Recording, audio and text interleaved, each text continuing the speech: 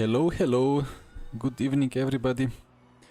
Welcome to LMU, where the situation is so how to say, exciting that I even had to put my gloves on. Even though for more of a leisure kind of races I don't. But yeah, very nice to be back with full grid with all three car classes at this beautiful track. Yeah, GPU and CPU will both struggle.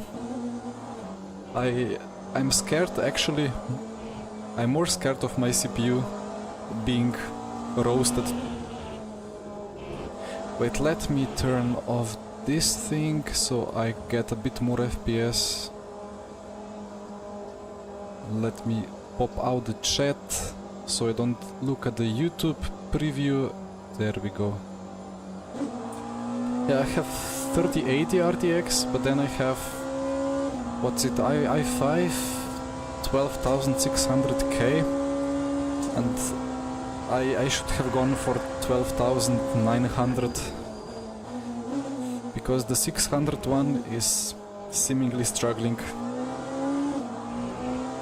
But I mean, I'm trying to produce 144 Hz or FPS for the monitor, and it's ultra wide, so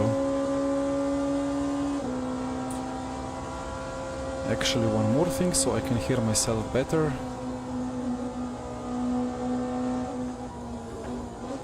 While not trying to block Mr. Volker behind.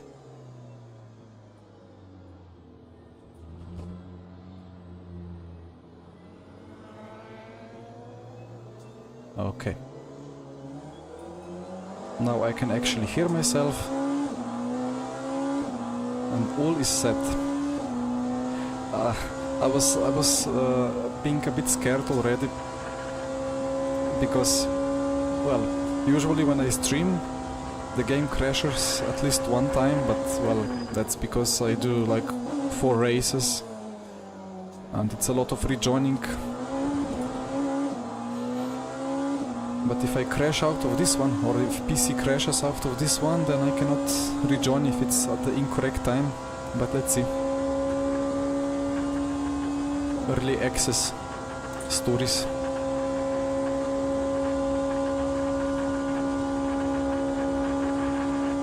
Anyway, almost, yeah, it's full FPS, 137, which is my locked FPS. I'm getting it, all of it at the moment, even into Indianapolis curve, which is historically the curve where from RF2 times frames always dropped massively. Yeah, you can reconnect until end of quali, yeah, that's right. But I'm fearing of a crash from quali to race.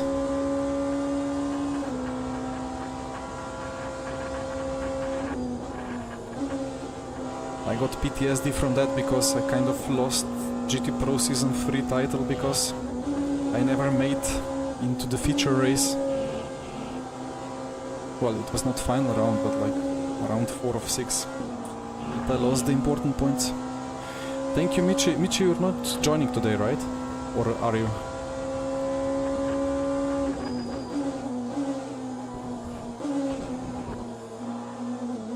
Oh, and about the sound, bit that white and send setup copy. Yeah, you said you will do it tomorrow. Hi, Mr. Bombastic. I figured out that the reason why my dear viewers are enjoying my voice more in the left ear than in the right ear is NVIDIA plugin, or NVIDIA kind of this noise suppression tool within OBS. If I turn it off, then it's perfect left to rear, left to right, I mean. But I need it, otherwise the sound of this €60 mic is not great.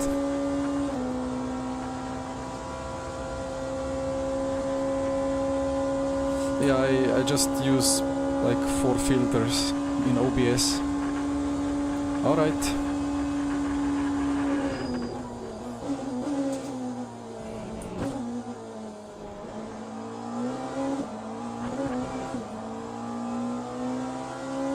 Also, I noticed that magically my relative screen dashboard suddenly fixed itself. It broke itself completely, and now it's fixed again without me doing anything crazy.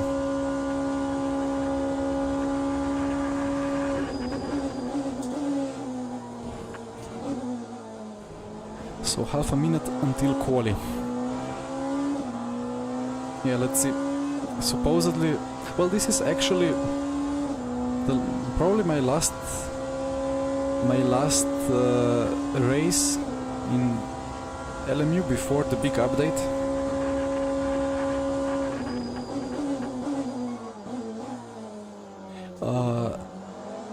Does OBS take a lot of RAM? That's... I never checked. But well, I have 32 gigabyte. Although I think there is something with the LMU and RAM. Like I think, but I'm not fully sure. I think it kind of just uses as much as you give it. Like I have 3080 RTX and it just fills out the VRAM. But also the normal RAM is kind of full, almost sometimes. I don't know. I mean, I can quickly check.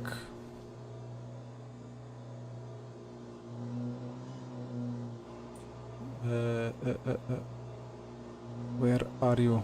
Processes, OBS Studio, 1.7 gigabytes of RAM. And then, okay, there is a corner and the brakes are cold and the battery is full, so it's not gonna break. LMU is using 12 gigabytes. Well, now that I unfocused main monitor, OBS used more CPU than LMU. But let me close that down. Oh, Jeroen, I forgot about the duck.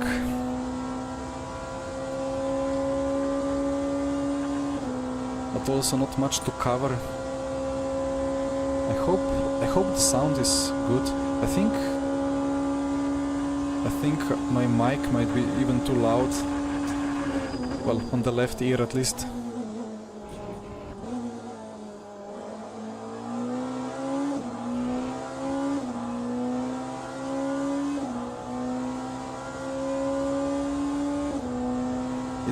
It's like for an inexperienced streamer like me, it's tricky to set up the volumes because the car volume looks low in the like preview in OBS, but actually it's like it feels so big frequency band that it just like fills the air, kind of. I think 16 gigabytes. Yeah, I mean it's enough, but it's on the tight side.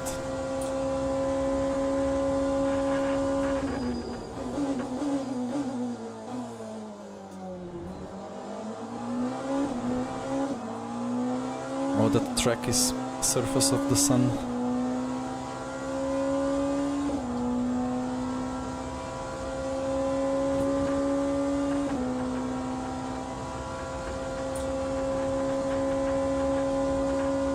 So it's gonna be 2 quali attempts.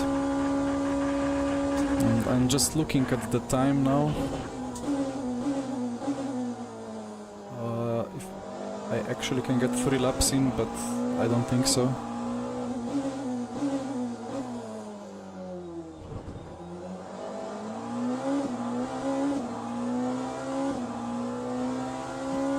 But there is many fast guys in the Ferraris and in the Porsches, so it's gonna be a great race, and it's gonna be a big strategic challenge. Very close between stretching out a 1-stopper or going a full push on a 2-stopper with a splash in the end.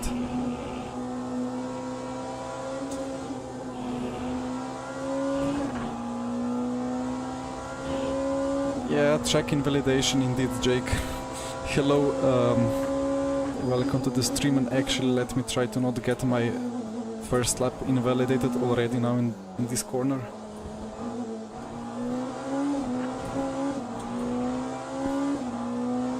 Actually, I forgot to adjust the TC a little bit and the brake bias.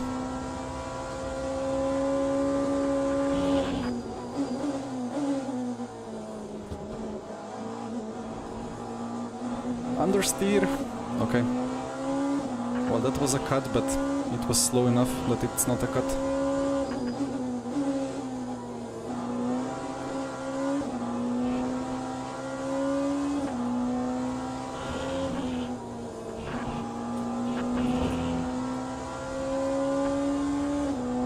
It's actually quite lenient, like it mostly takes the curbs to be still part of track.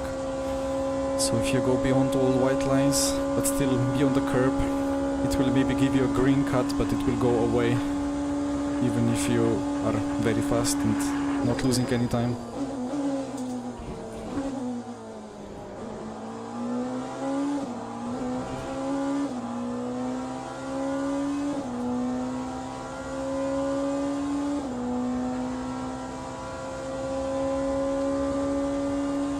This white line in the middle of the straights is like very high up in the air or something, or maybe the both lanes are cambered apart from each other.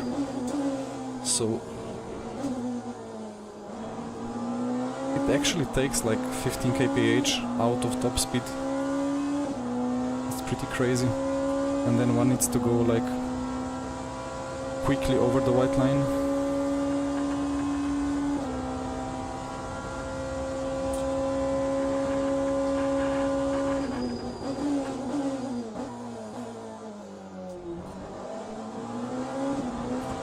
And the rear complained a little bit in the braking, but just about managed to stop the car.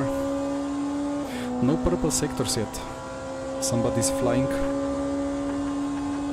Let's see who it is.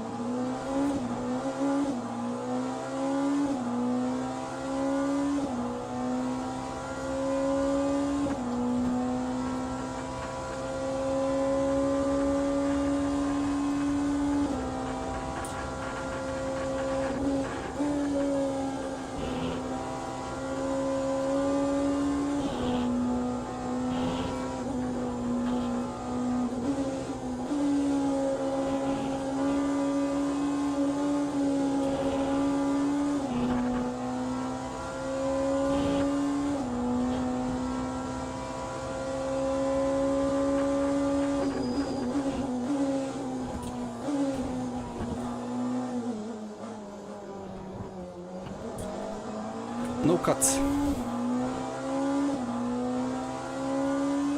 And the purple sector, beautiful.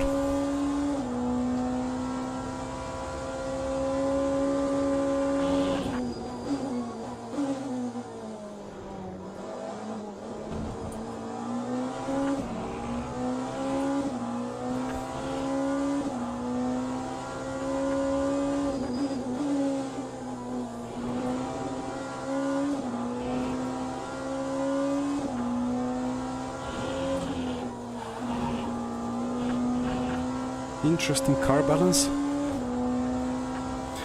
I didn't downshift, so I would get a bit less engine braking, but the rear still snapped.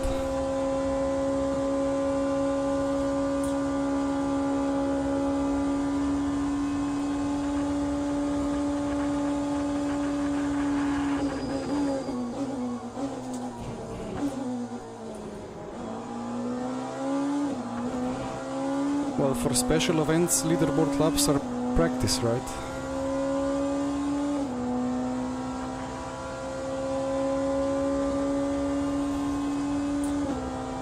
Three Porsches, 1 to 3 Ferraris, or maybe a bit off.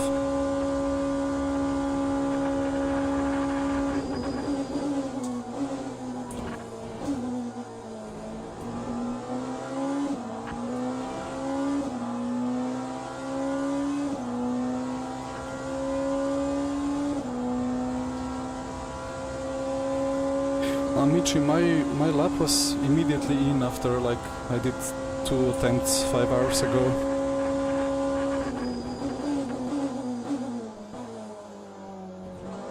No, no, no, no. Don't.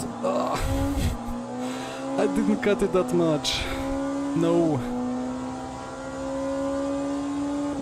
Well, all the hard work gone. Where can I find half a second now?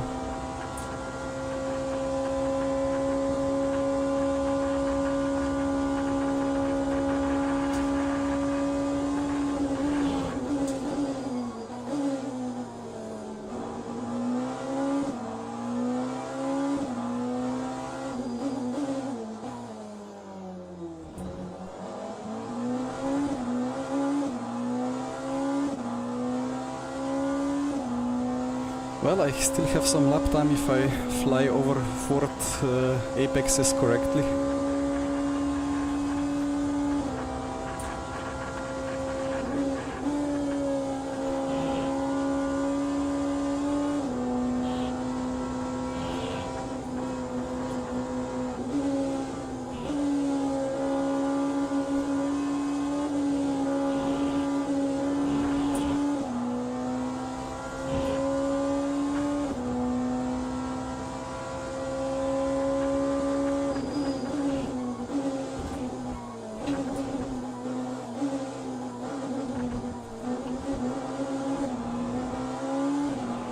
No!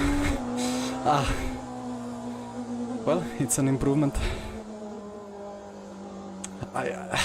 If I didn't get that a little bit too much of front overheating at the exit of the Porsche curves, I would have a chance. But well, I did go full send over the curbs. Was probably very much on the limit of a cut. So let's see. The Ferraris are not improving, and among the Ferraris there are actually Ferrari esports drivers.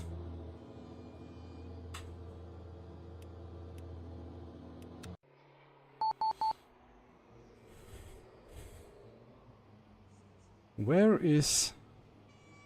Oh, Alex Siebel is missing, he's not streaming, it's just Isaac.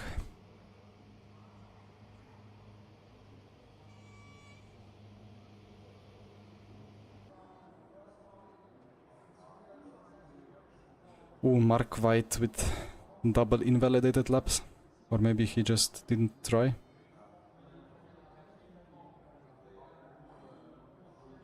Ah, split 2 for Alex. That makes sense. He hasn't done that many races yet, kind of. Okay, setup.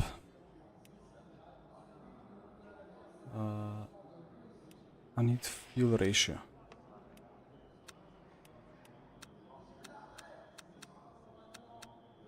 I don't know how much I need, 99-ish, kind of.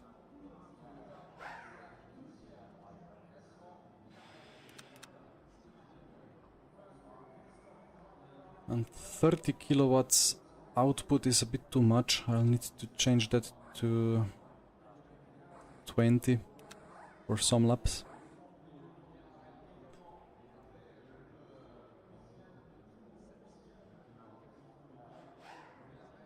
Some people still finishing the laps.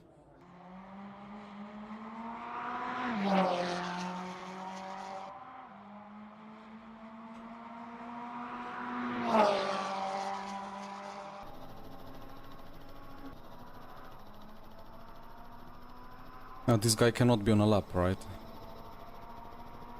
I guess the game was just waiting for this one.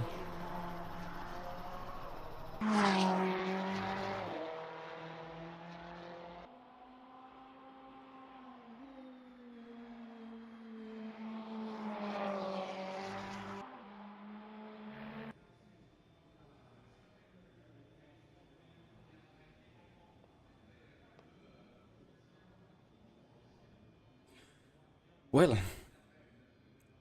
time to warm up the fingers for pulling some clutch pedals on the straights. Let's see how many go for the fuel saving and how many go for a full push.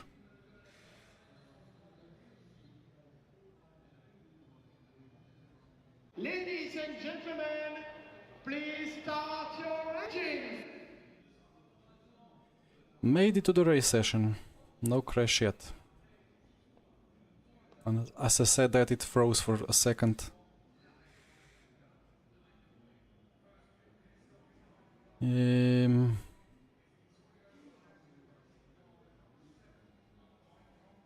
Just checking who is in different classes. How does the grid work here? Like, will Mark be actually on the back, or will he be last of the hypercars?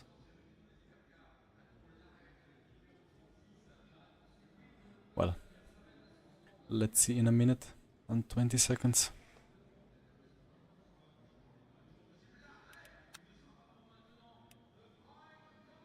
Oh, I have not checked the radiators if they're fine, but...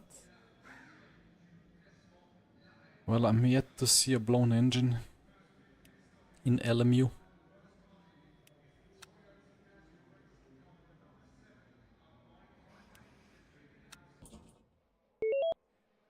Lights on.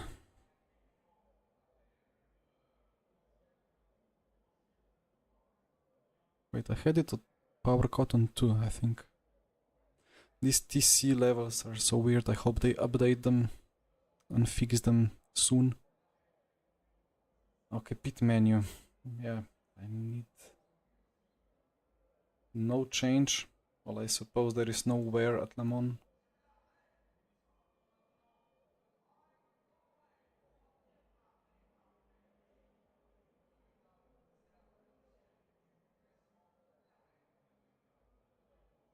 I don't know how ARBs will work.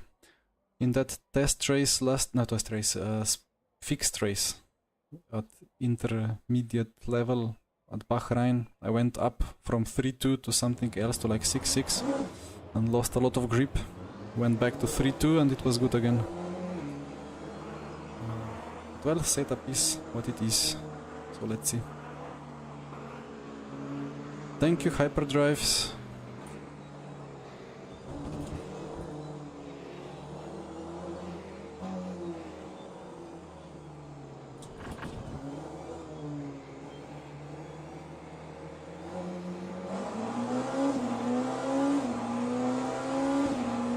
The pole guy hesitated a bit. He went on power and lifted out.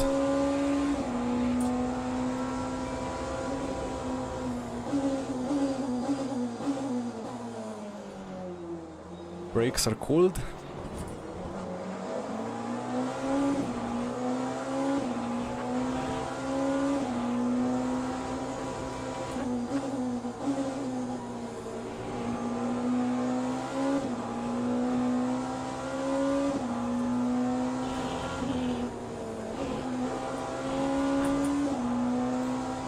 In the very important slipstream.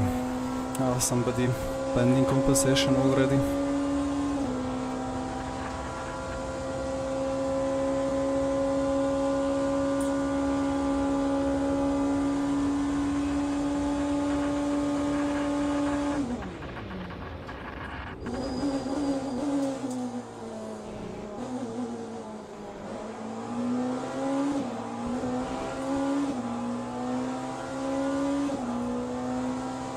So P1 is not saving fuel.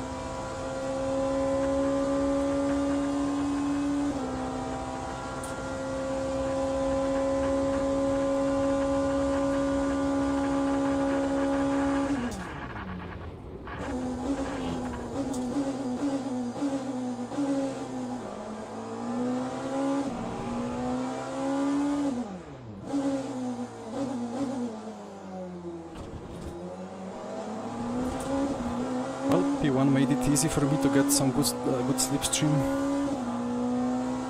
And the Porsche on P3 fell down.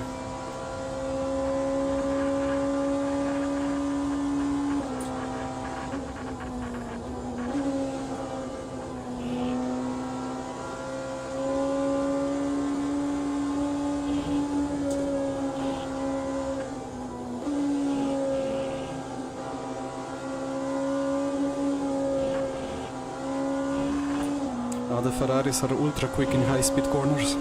Porsche struggles there.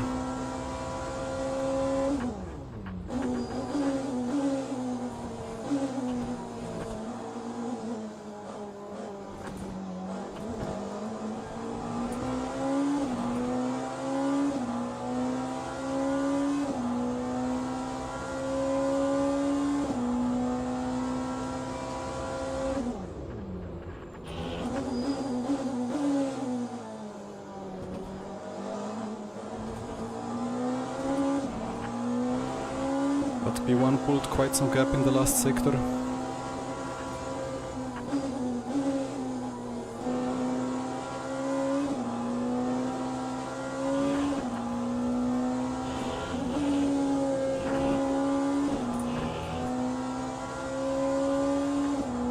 Ooh, crash for Ferraris. Who was that?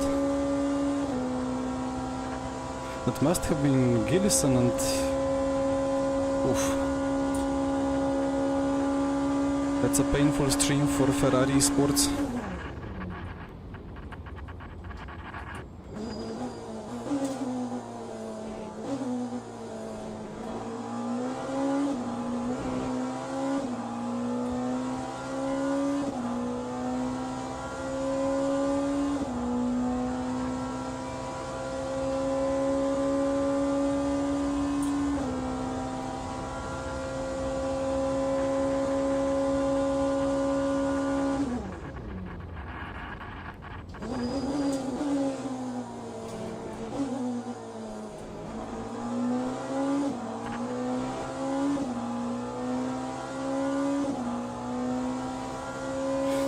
So here's the deal, it's probably 26 lap race according to my calculations, and that's 2 times 13.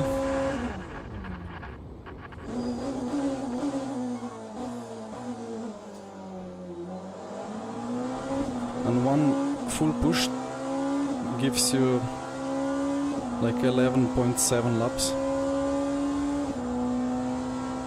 So with a bit just slightly bit more conservative driving, it's easy 12 laps, so 12 to 13 is quite a lot of extra saving.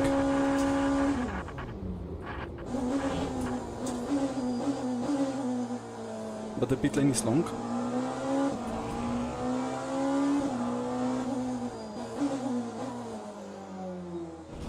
So for that, a very little splash and dash in the end of 2 extra laps, or maybe 4 extra laps if doing only 11 laps,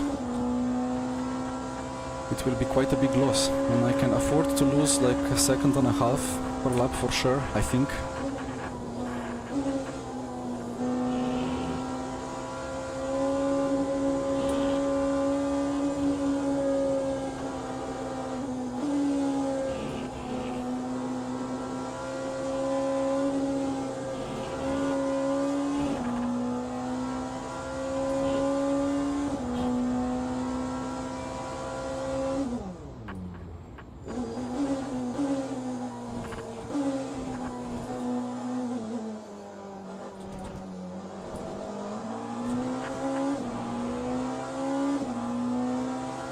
And the target is 7.7 virtual energy per lap. I need to save more.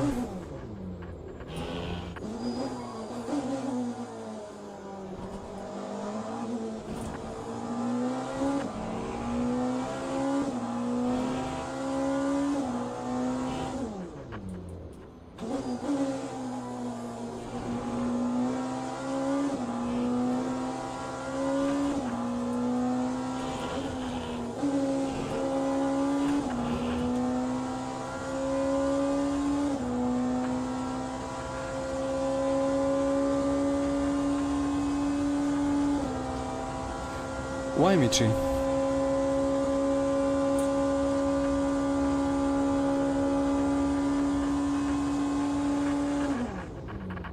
Well, I gathered the data, I calculated it. Looks like it should work.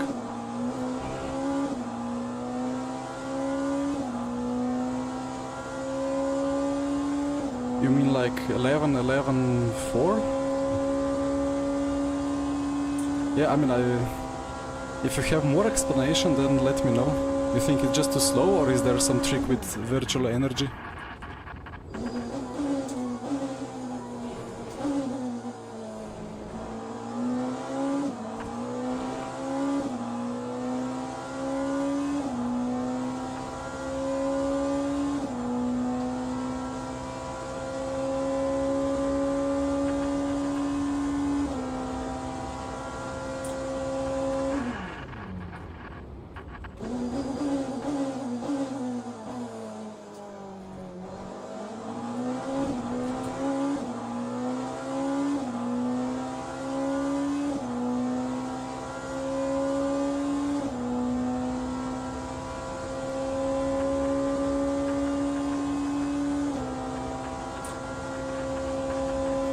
Hello, Kahel.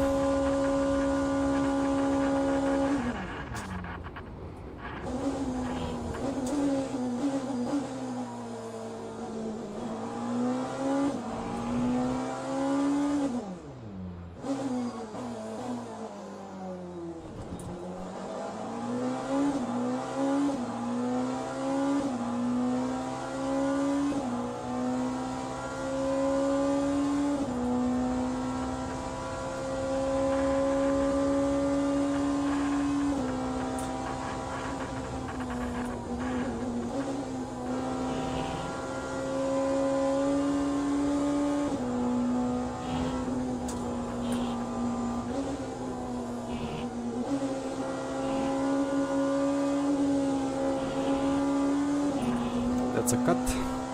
Or maybe not. Oh, it stayed green, wow.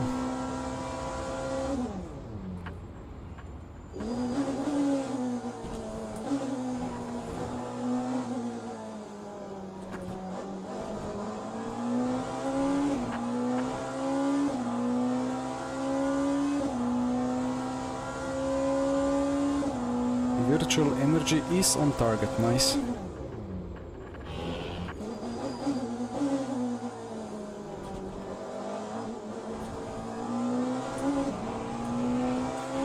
Well, looks like Michi will not tell me why he thinks I'm wrong.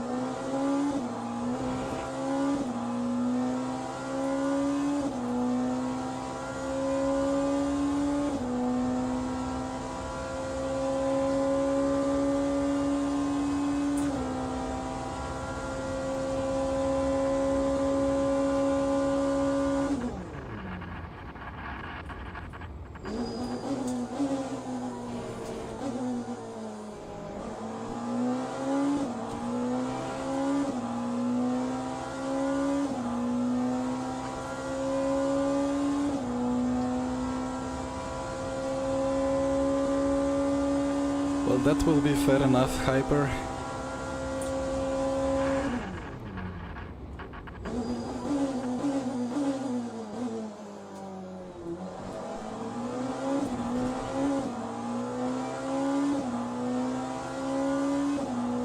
And the Porsche is very good on the straights. And out of slow corners it looks like.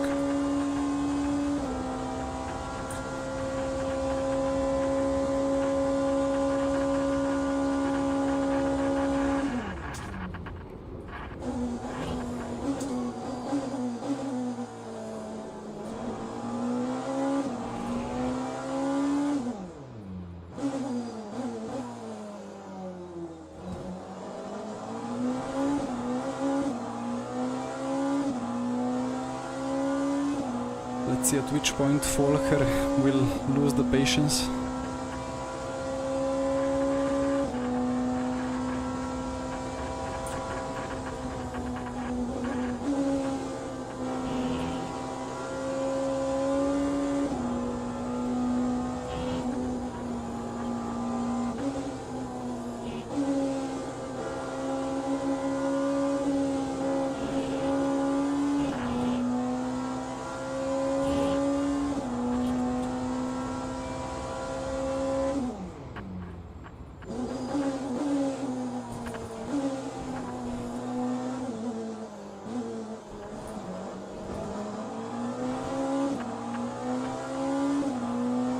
P1 gains so much in the last sector, which makes me wonder how.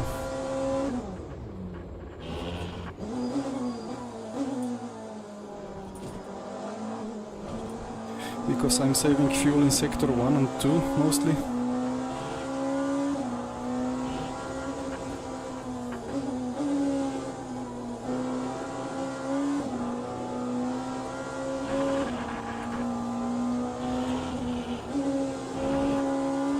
But P1 pulls the gap in sector 3.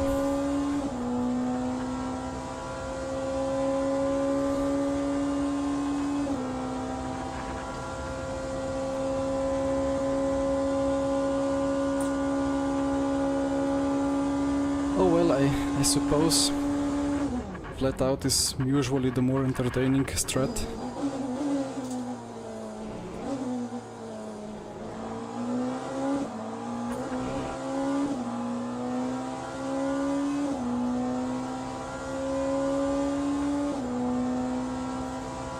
But well,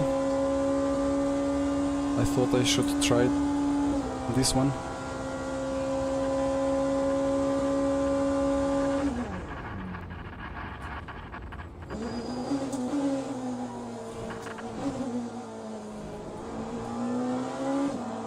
Because honestly, according to my calculations, I mean I did like 5 laps, so not good data for the calculations, but still the one stopper should be a lot faster than two stopper.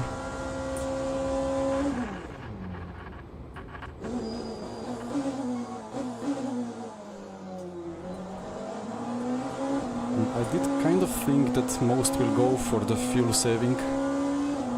And then it would be a bit foolish for me to go for the full push strat.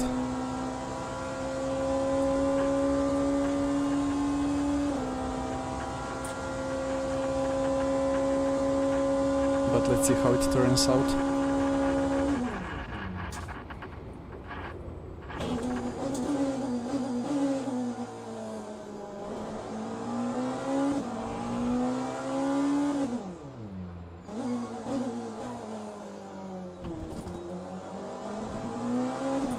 Struggle a bit in this Indianapolis and Arnache section.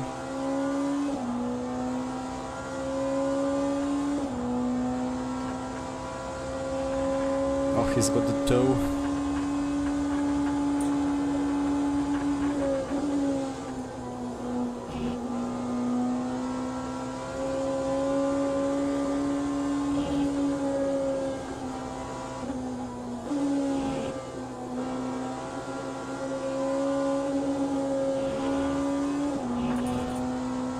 I must be missing a little bit in the setup in the last sector, like in these S's.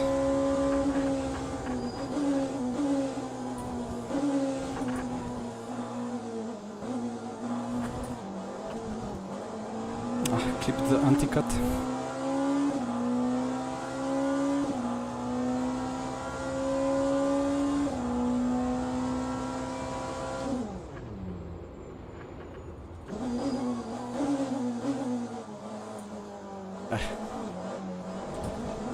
He stuck his nose in. Yeah, if that keeps happening, then the gap to P1 will increase too rapidly.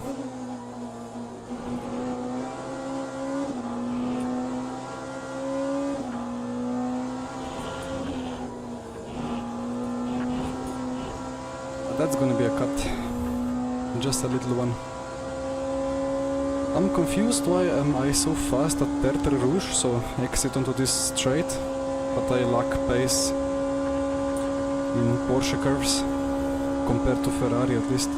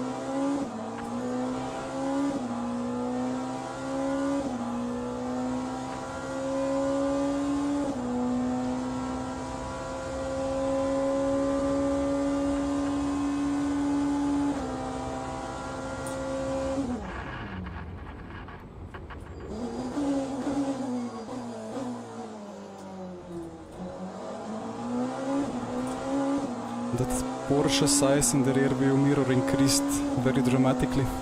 Got a little bit scared on the brakes.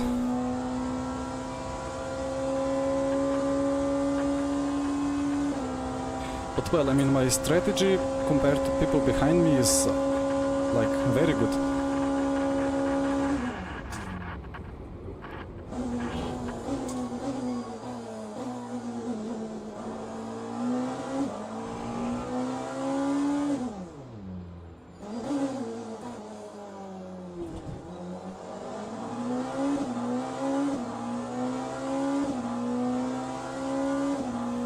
Great question, Victor. Well, I recognized the name, but I'm not sure if just from LMU Online.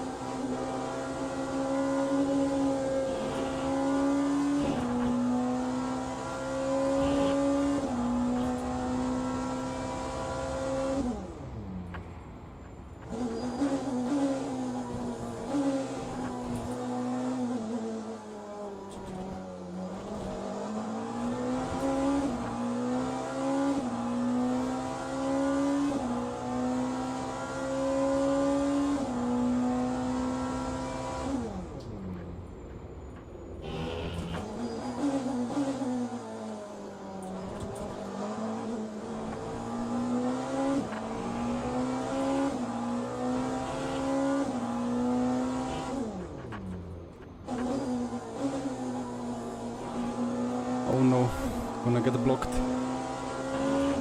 I need to go for it.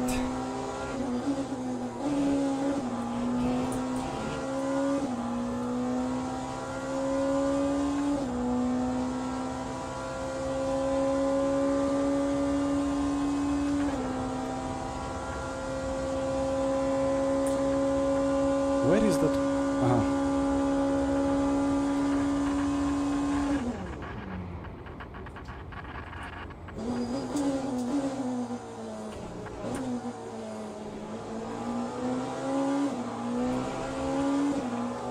Exit of this corner. It's so difficult to overtake traffic because you can never know if the car will move instantly away to the right or if he will just follow his normal racing line, and not easy.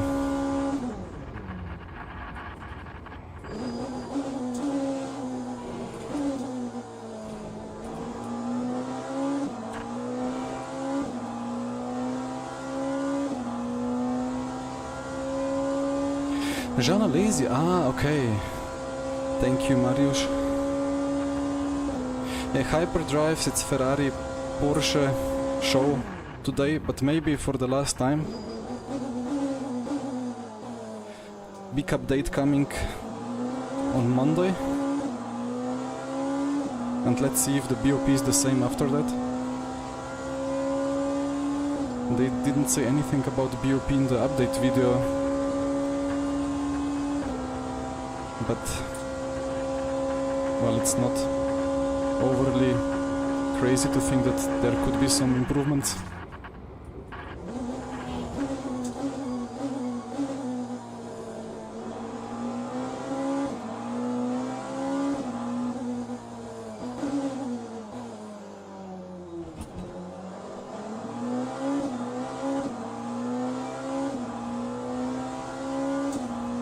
Volker got drive-through. Oh dear.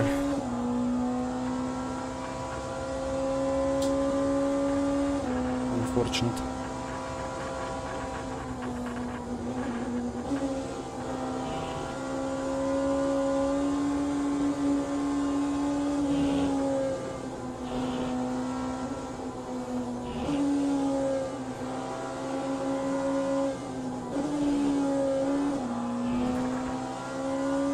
I don't know if it would have been better to just stay behind.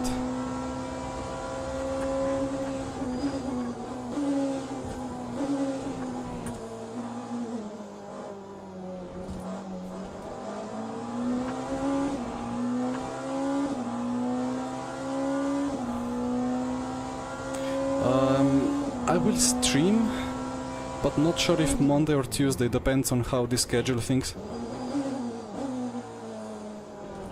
Like a week, the competition system week normally ends on Tuesday morning.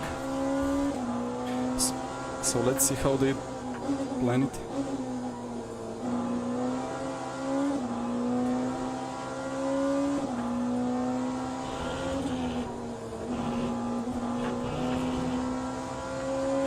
Good timing with GTs, getting all of them on the straight.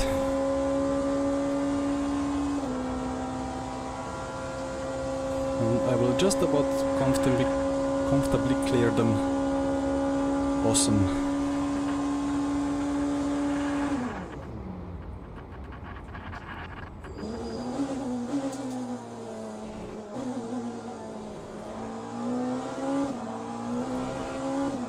Oh, P1 is in trouble.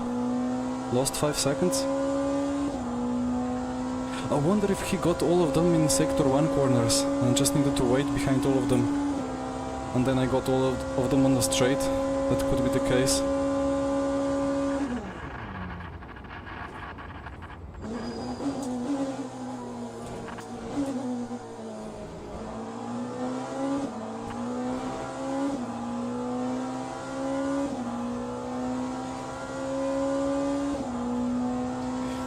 Hello Z4, if that's how it's pronounced, or is it just Zine? Yeah, the clutch is saving because you disconnect. Oof, that's a dive. Sorry, I didn't want to knock him into the rear, into the right, but I got scared by his dive and locked up the rear tires myself. No damage anyway. Michi, I don't know why he doesn't drive, but he will do this race tomorrow. It's like an A, so Zine, let's say.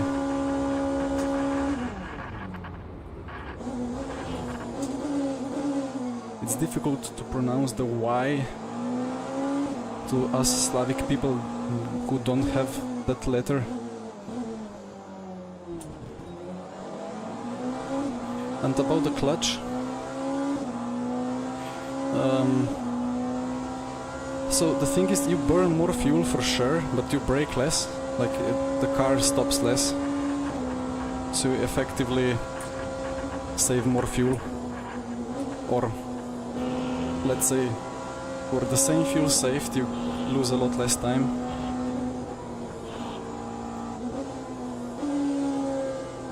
But also the fuel consumption of the engine idling is very negligible.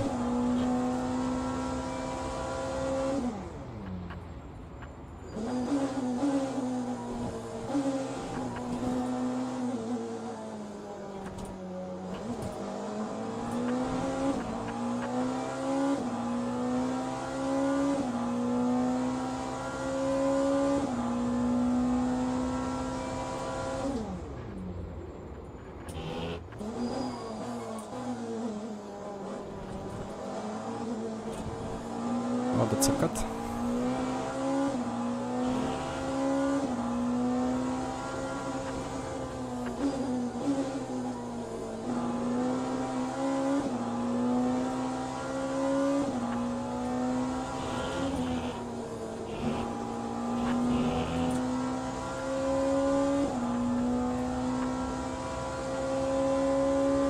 I mean, it all depends on how the engine works.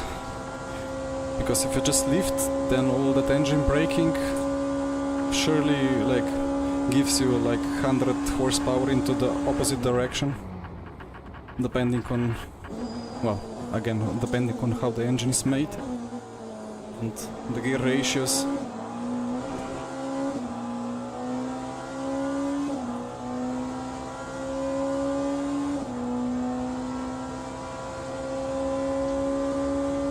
So no, for sure it's way better to clutch and coast.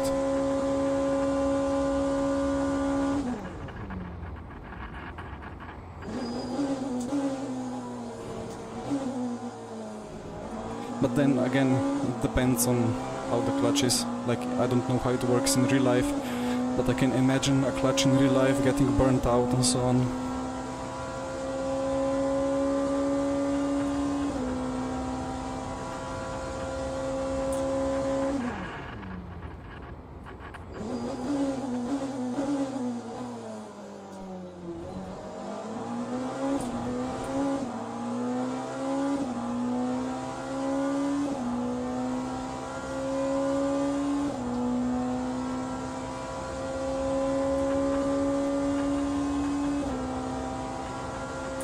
Yeah, well, if you don't want to lose any speed, then you use clutch.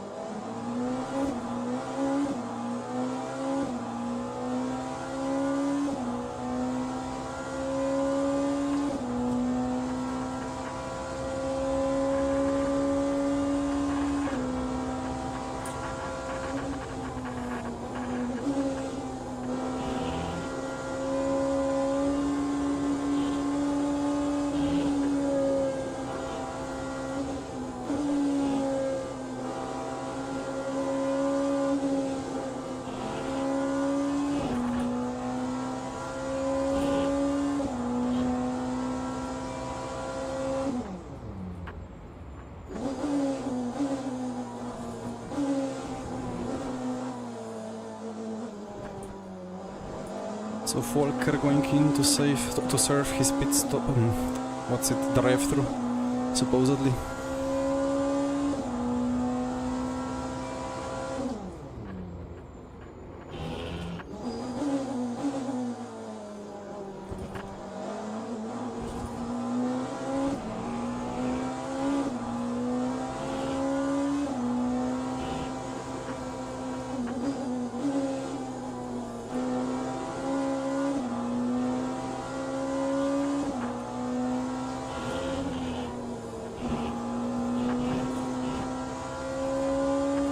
Where is my grip?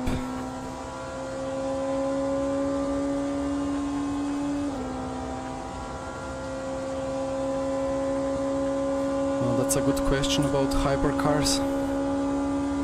I don't think I've ever checked that out.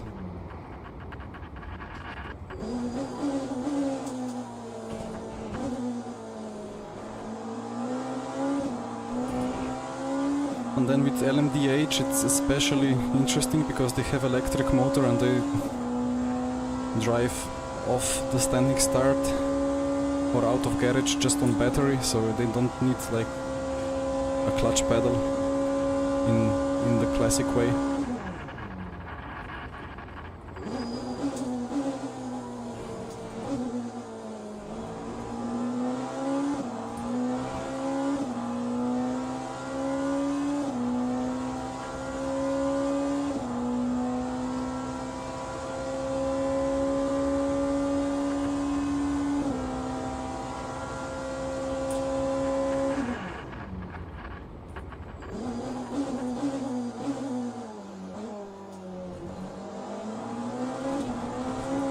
I see Mark White is already P5 from back of the grid. Am I going that slow or what? Although he started at the back of hypercars, not at the back of the whole grid, then he just had 5 cars to pass.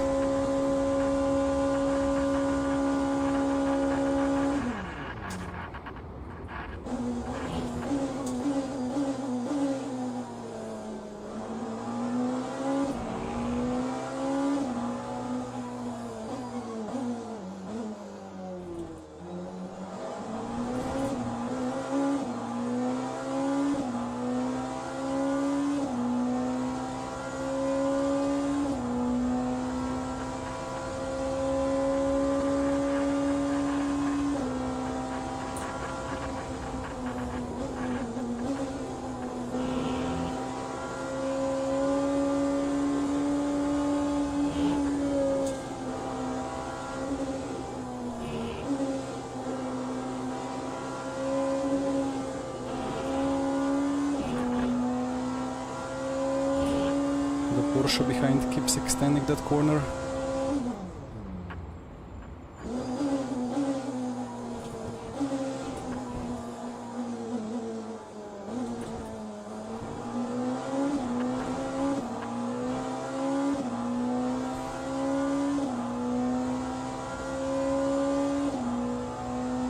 He started from all grid back, then he did amazing job. Or I'm just extremely slow. But according to how the race is going, in my eyes I'm going really well.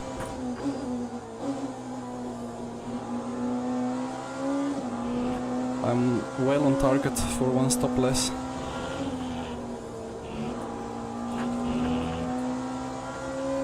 Oh, yeah.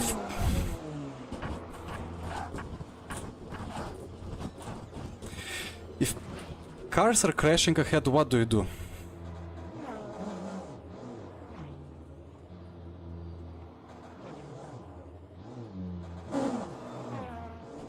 Rip. Well, what do I do now? Yeah, that's the issue of having such long races in online system. Some people will lose the brain, and then you're left with 55 minutes on broken car. And it's really not stream friendly. Because now, like, I should, yeah, escape and do some other race, because it's more fun for the stream.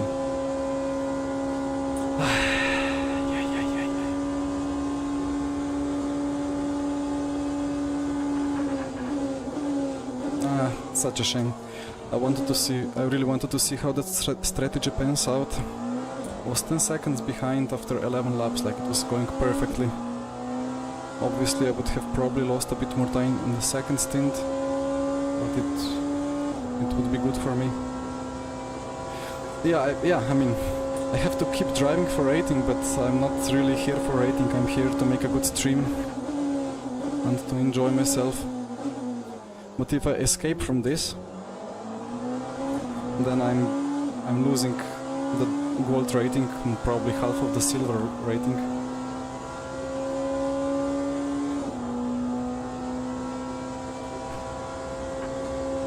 Which at the moment again doesn't really make any change to anything.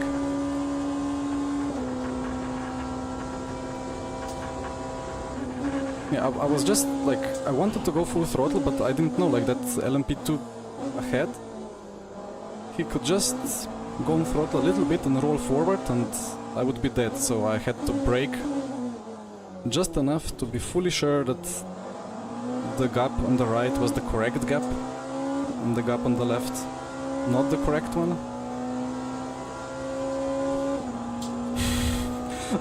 What can I say? Repair all.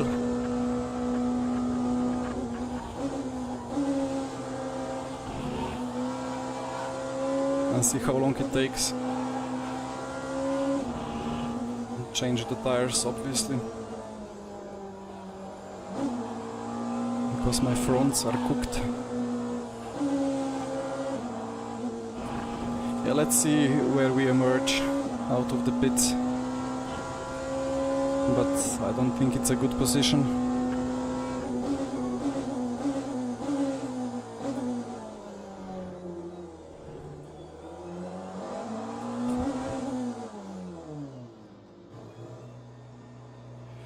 Oh dear.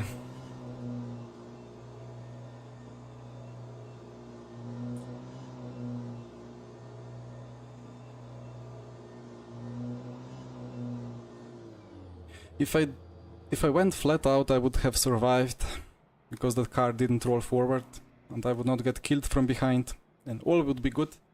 But because I tried not to make the crash even worse, I made the crash even worse.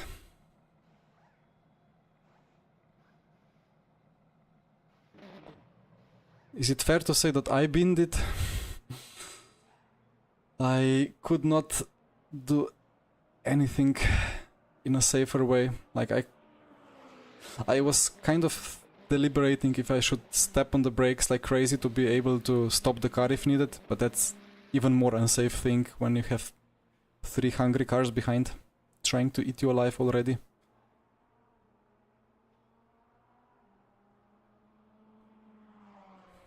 Yeah, no, for sure not my fault. But then you always kept asking oneself, what could one have done differently? And I heard a notification, but I'm still not fully pro streamer, so I don't know what exactly it was. So maybe it was a sub. If in such case, thank you for the sub. And I'll check the name after the stream.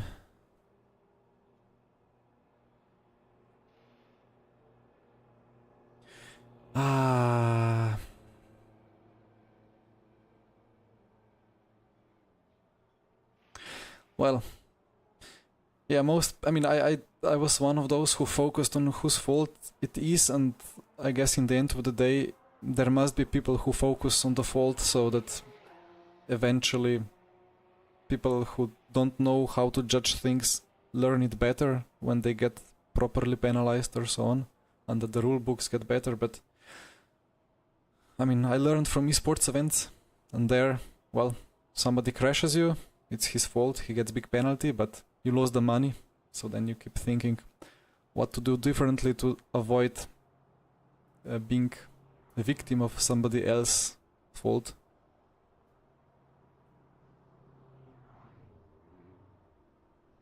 Ay.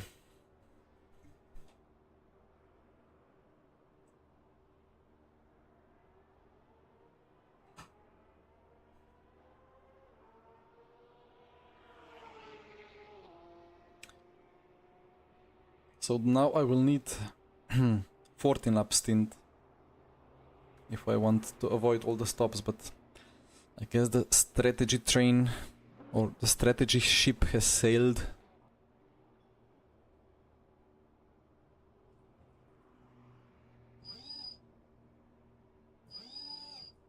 Oh, the battery is emptying if I do this.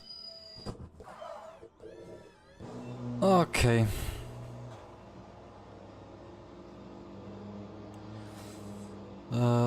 How's the baby? Then the baby is great. Starting to walk. Every time he crawls or kind of walks past my sim rig, the buttons on my Porsche wheel rim have to be rotated. The issue is I have stupid camera cable for the main camera hanging in the air, so I'm just hoping it does not get pulled off out of the camera.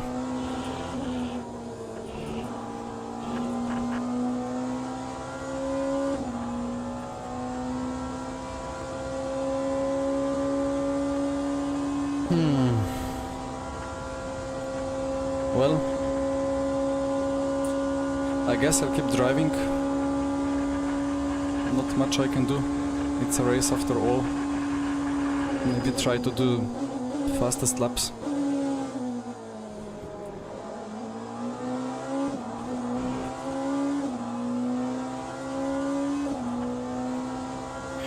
So yeah, it's risky with the stream always to go for these long races, as I tried to say before, because stuff happens and then you are stuck in a bad position. You cannot really make a nice stream out of it anymore, or like you invest that half an hour into getting a story properly going with the strategy and everything. Excuse me. Did you move the camera by my cuff? I don't think so. And then somebody crashes you.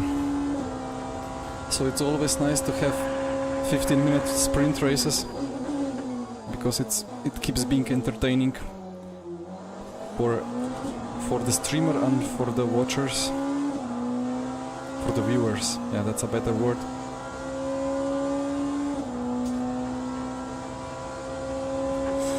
The thing is also that I keep trying to convince my teammate Jesper that he should do long races as well, but he keeps saying that it's boring. And I can fully understand him.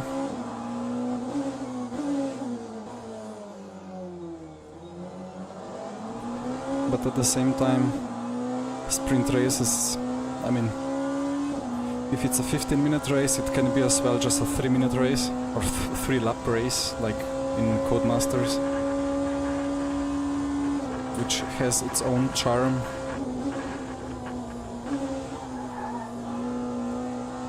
The tires are probably a bit cold.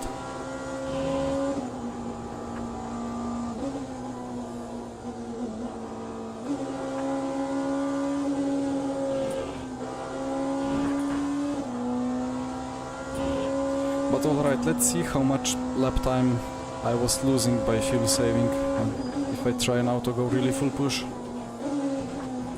In practice it was 1 second or maybe 1.2 seconds per lap.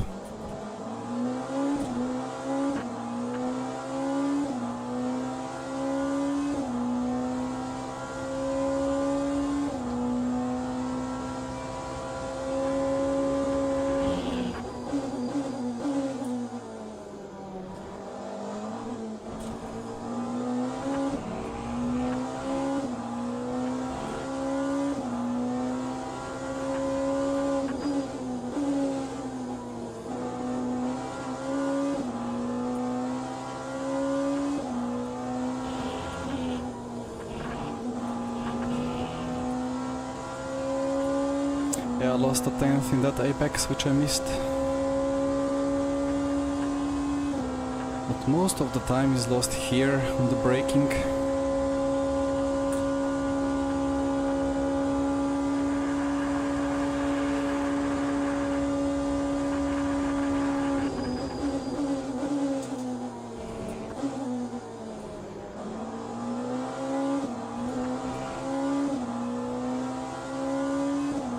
And my delta barely moved.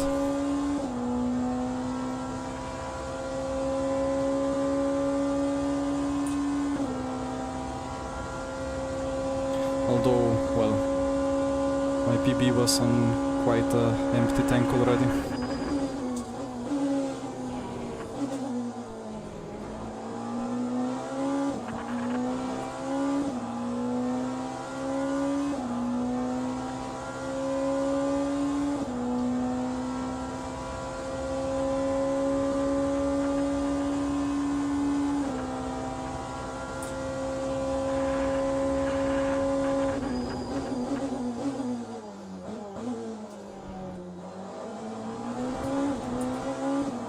This curb is so much different than in RF2. There we could use it with any car, but here it's only usable with GTEs.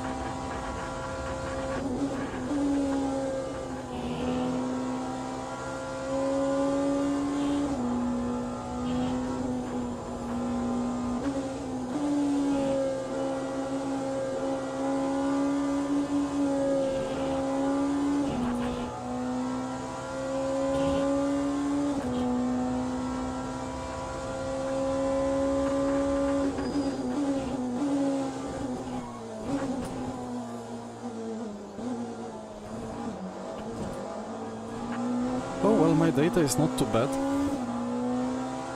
I guess it's 1.5 seconds per lap after all. But that was still fast enough for me to get an advantage by skipping a pit stop. How is that not a cut? I completely cut the apex.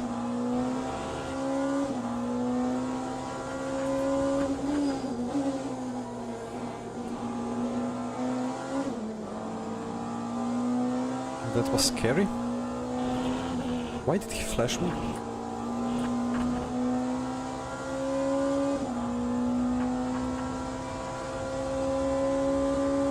I just tried to do a nice switchback, but then he lifted mid-corner or like mid-exit. Probably a bit of car miscommunication.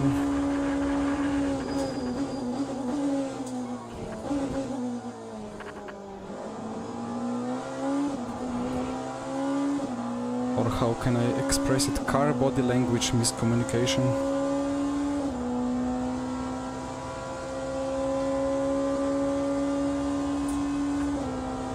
And I was wondering if I'll be able to get some nice clips out of this race. Especially with the fuel safe strategy, because then other people just, if they catch you, they just fly by you on a straight. And I got a very nice clip now.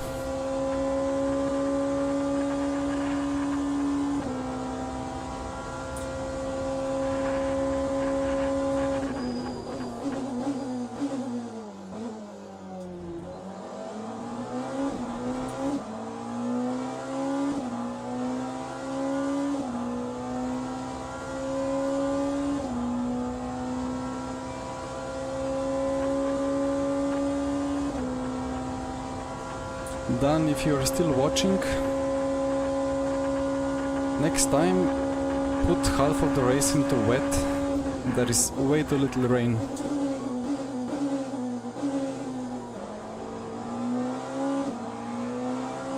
Yeah, I need to do another pit.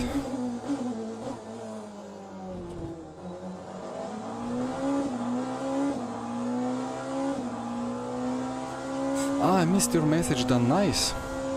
A lot of future sim racers.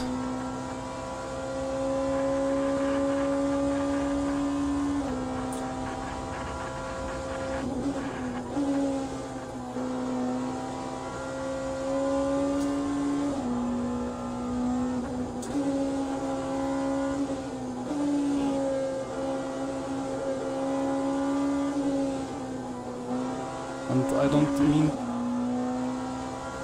Wait, I need to put that correctly. I didn't mean that in a shallow way, but it's really good to be a sim racer.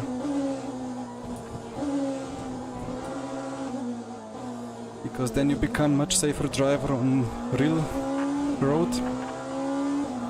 And you get a bit of a driving factor in your life to push you through the important young years.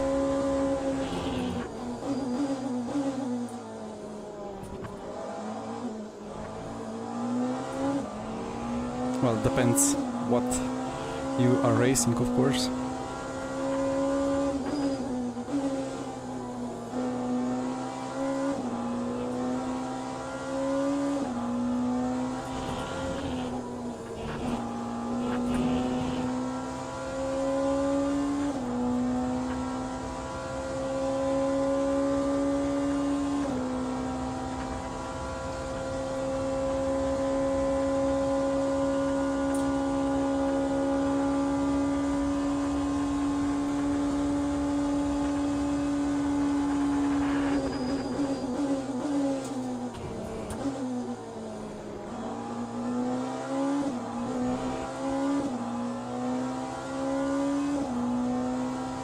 I'm gonna do some proper esports lap times. It was really funny to see now on the first part of Mulsanne Straight how the delta just suddenly started going a lot more negative because the tire pressures are up and the car is bottoming less.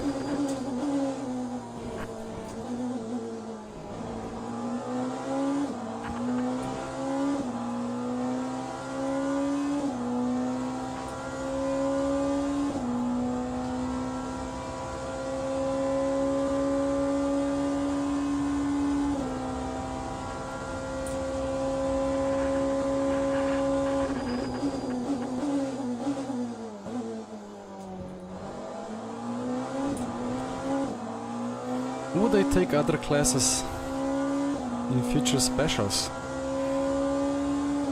Well,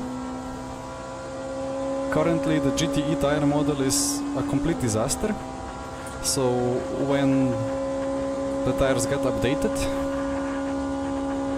I could start enjoying other classes as well. But also the other consideration is that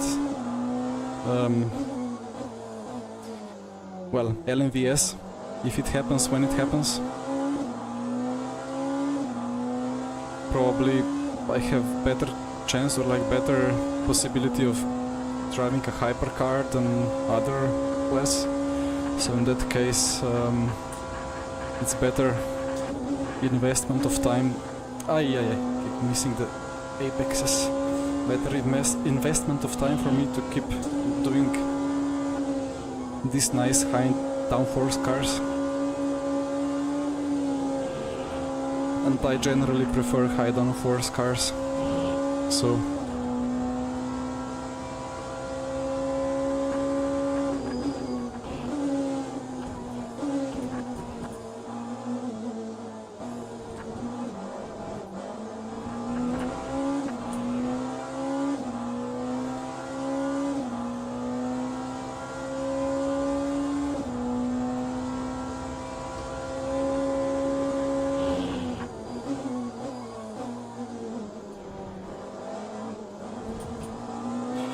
well, Rafa drives McLaren GT3 but also Porsche GT4.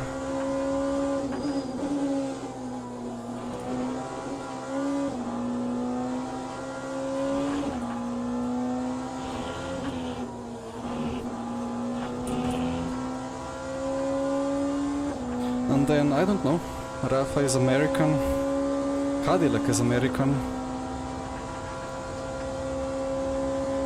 Like there are many stories which could imply the direction of the future.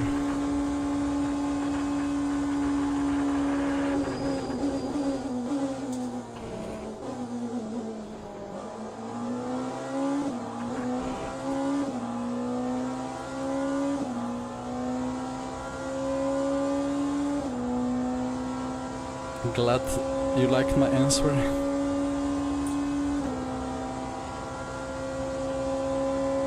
I still want to like have one good experience of GT3 cars. Because for now, well, I have a couple of 100 hours in ACC. I did not enjoy more than 2 hours of those several hundreds, and the 2 hours that I enjoyed were in the rain, when the tires suddenly started making some elastic sense, not just wooden sense.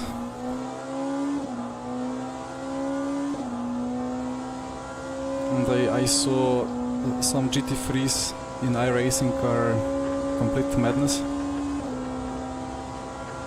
And in race room it's not really GT3s, it's just, I don't know, rotating the rear around the front all the time. And in RF2 it was slip angle nightmare. Although I remember the Aston before all the updates, while it was the OP car of RF2 back in 2017, 2018, that car was very enjoyable. And also the Audi, but only in lap 1 or on the outlap before the tire died.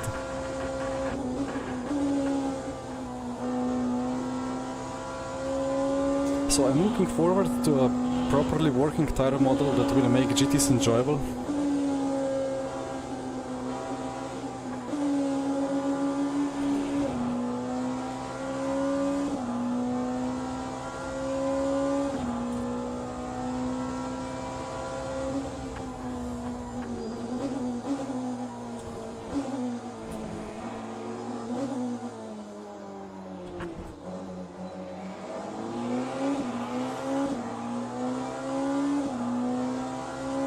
Yeah, the old Assetto Corsa, it's got some, it has some really nice things going for it.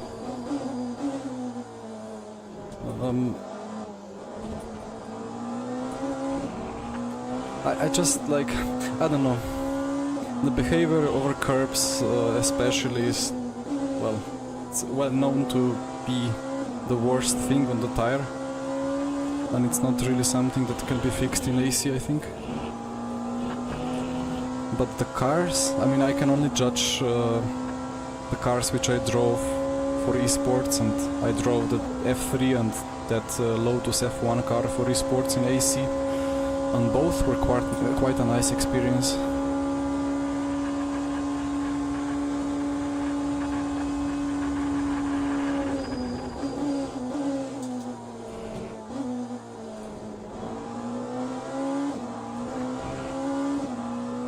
But as soon as you add some downforce, it's easy to cover up the flaws in the tire model. And as soon as you take out downforce and you need to rely on the actual tire for all of the grip, then you get all the flaws way too noticeable.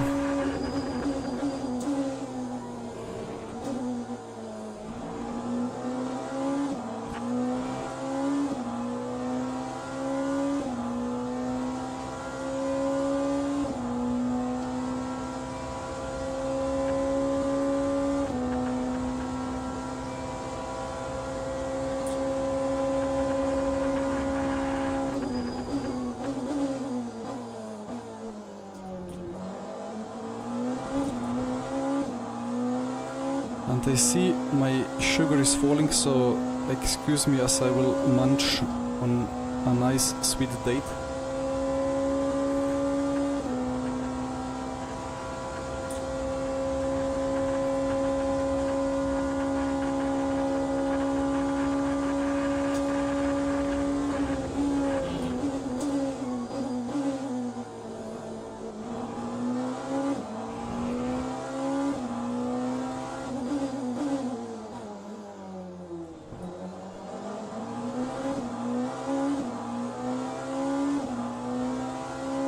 I mean, eating on the stream is probably not the best practice, but when you literally have to eat, otherwise you cannot finish the race due to health reasons, then I have to do it.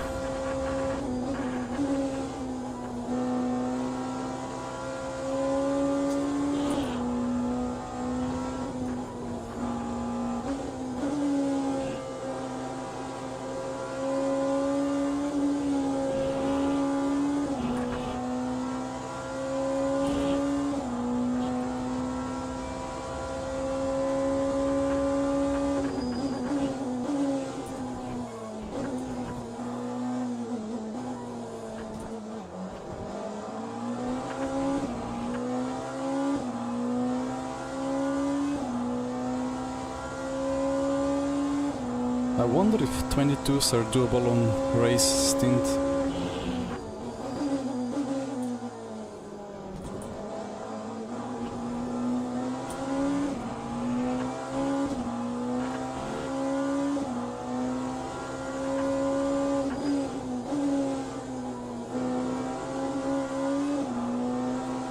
No, the front just will not bite into that left.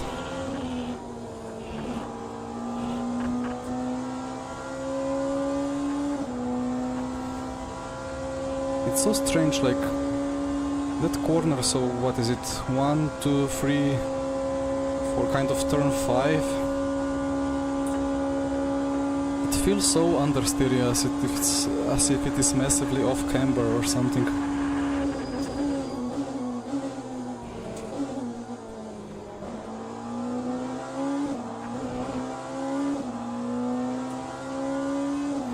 Needed to use a bit of rear slip to get the rotation done.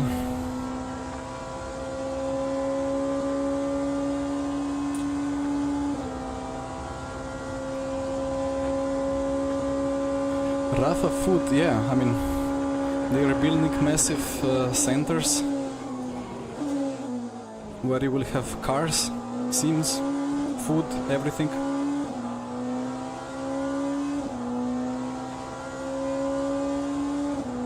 So that two words together make a lot of sense.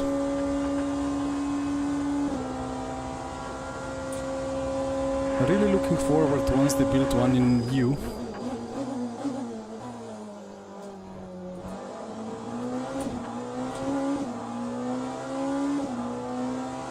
I mean, I don't really know stuff.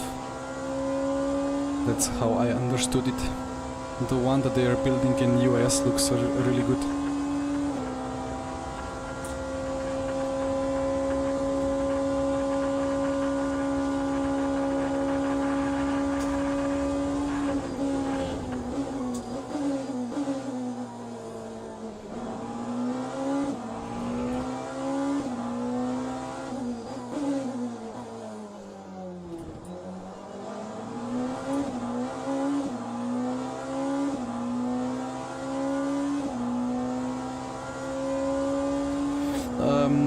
Well, so if you search online for Rafa Racing Club, you will see they are not only racing in those GT3s and GT4s, but they are actually like building like a big, I don't know how to call it, like clubhouse kind of. I think they have some videos from on site when they recorded the process, and there are some screenshots of plans how it will look when it's final.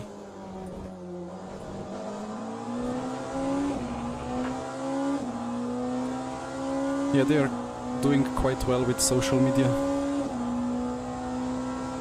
and as far as I understand from what they are saying, once they finish that, they will start building on our side of the Atlantic Ocean as well.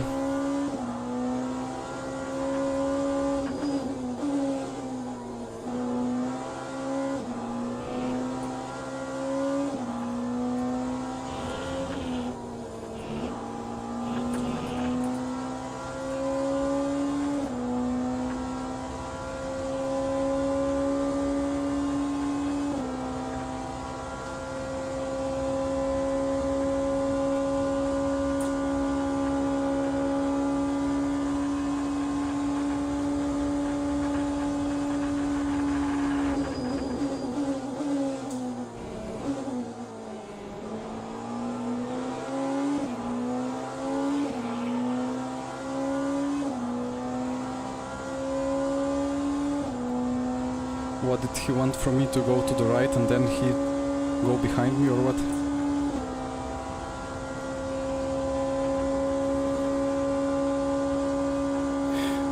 Done. It was good.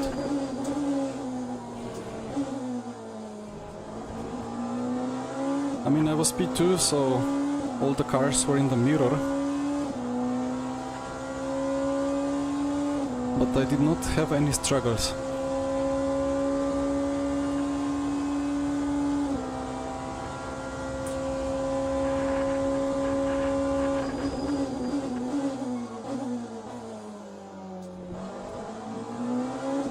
That was perfectly with the track limits.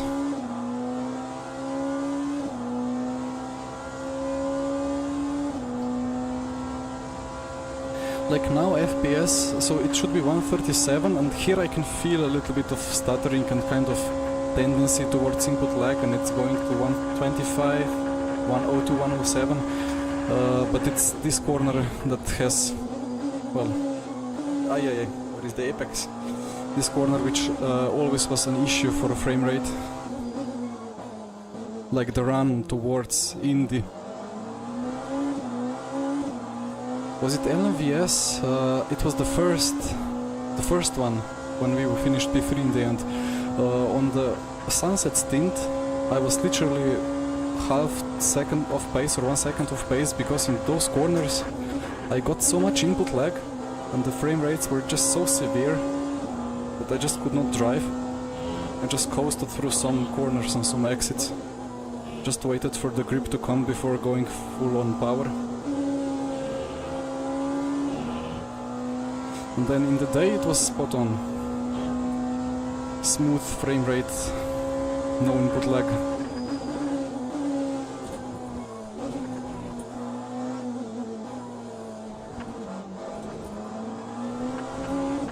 Like here, 127, 128 on the start-finish straight.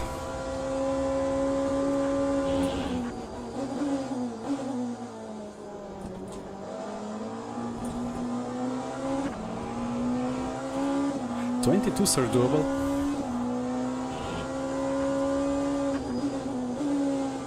At this corner, I don't know what happens. The front just completely disconnects from the track. It just does not want to do that corner.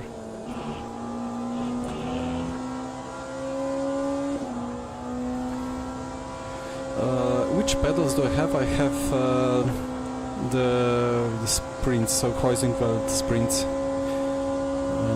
With the new brakes, like brake, what was it called? The rubbers, brake rubbers, polyurethane, whatever. Like I bought them 2021, where they had the old rubbers, which are not progressive enough. So I just had to order the new ones separately. Other than that, just yeah, the classic Heusinkvelds.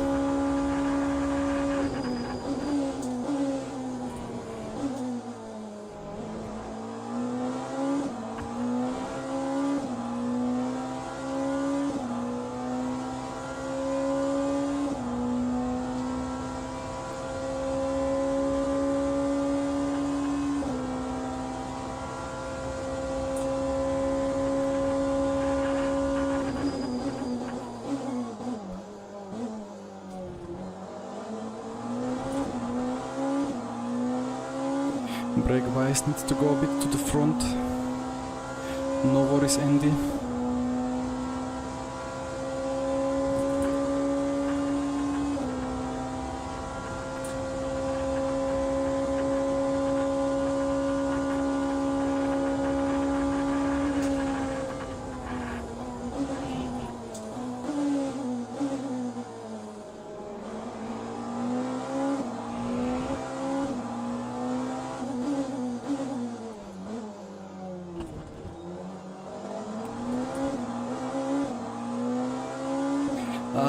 I'm looking forward to checking the replay of that crash.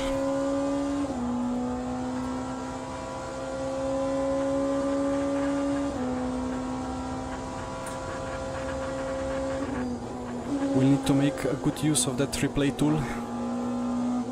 Do I go around the outside? I guess.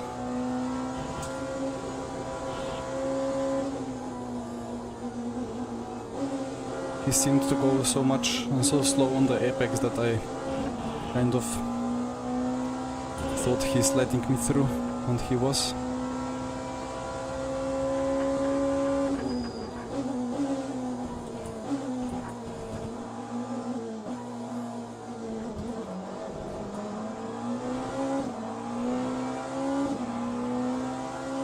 He looked like he left space, but there was not enough space on the left now.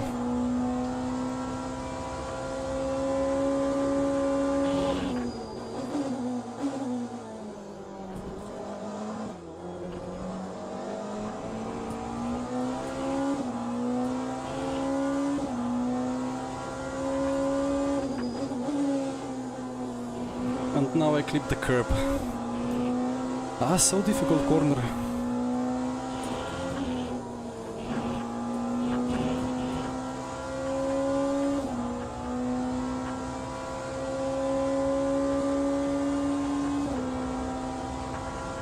Yeah, I guess after Monday the goodness will be all in build.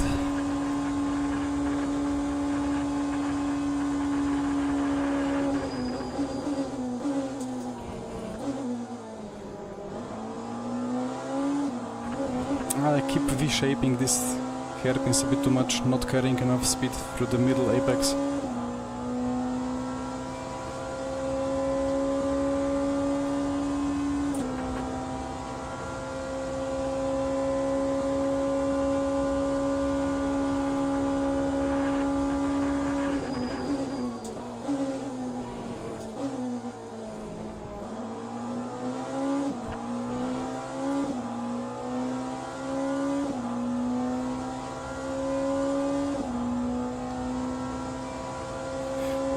So, will it be 2 laps of refueling?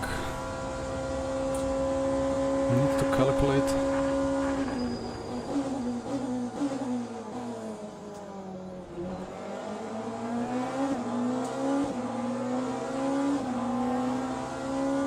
I guess I cannot make 2 more after this.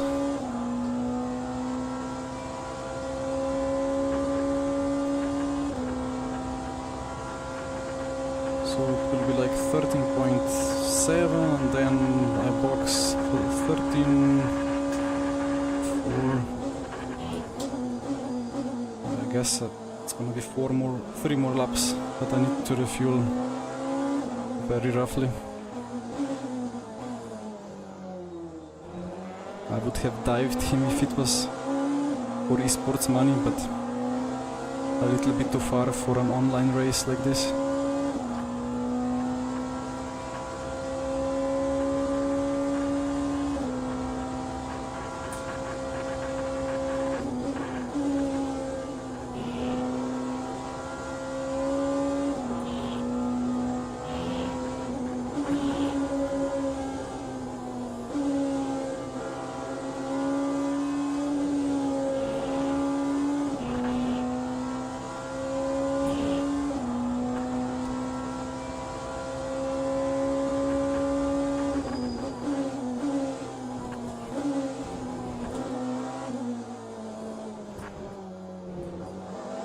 The battery is almost full, need to deploy a bit more. Yeah, the energy is too low. That's gonna be box.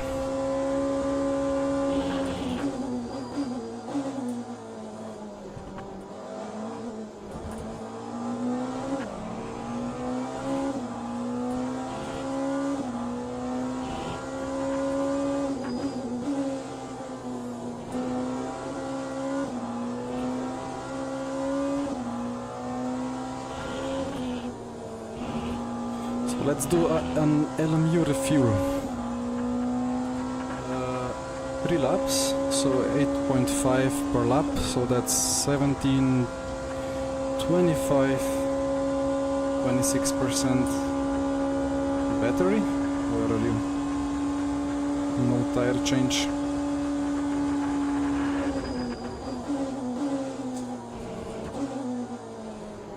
Or well, maybe I should change tires and just go for fastest lap.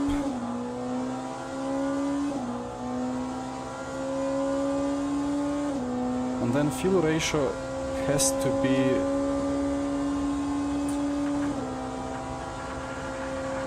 what it was, what it actually is, so 0.99-ish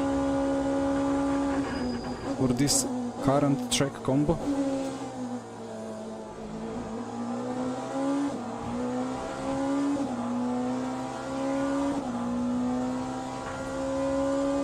And then virtual energy is gonna be 26.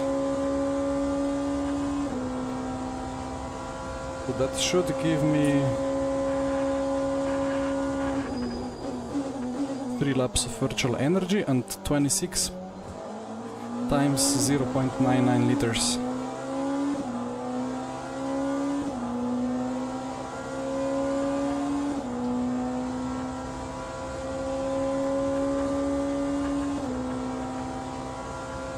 And the deploy needs to go a bit lower, must not run out of energy in the pit lane, otherwise DNF. Not energy, battery.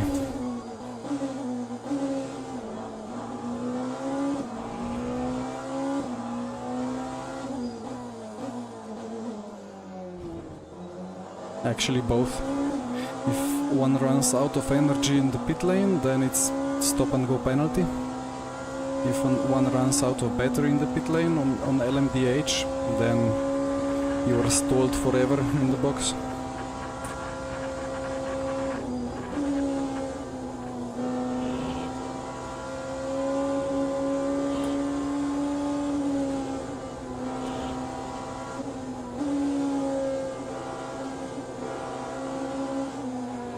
Would it be 4 laps to the end? I will wait for him. Because people are far ahead. Oh, now I'm worried. Could be 4 laps. 22. 26, could be 4. Okay, let's then take 33 just in case. Cannot gain anything anyway this race anymore.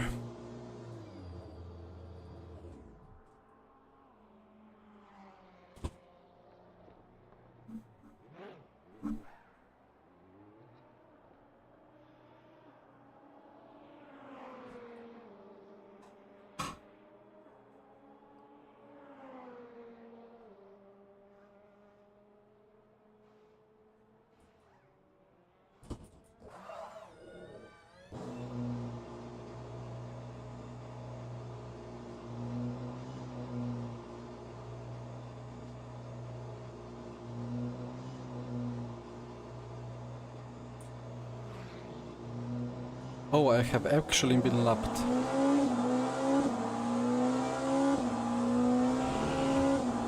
So I did overfuel.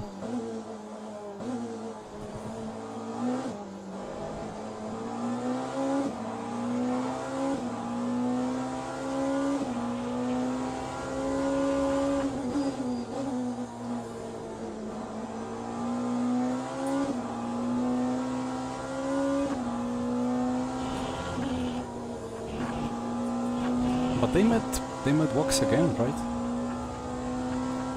If they did 12-12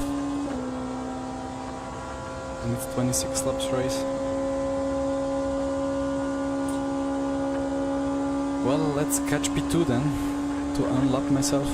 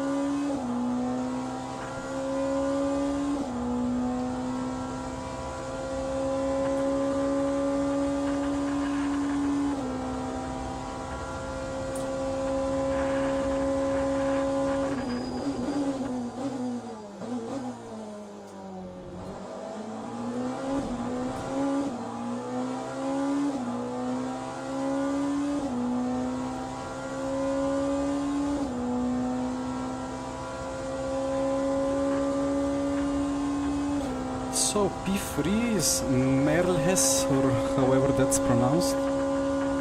He is the guy who was going for extra pit stop. And then Gilles Neal in P2, I assume, has not boxed yet. And maybe he's going for the fuel pit stop, I mean for fuel save strategy without the pit stop in the end.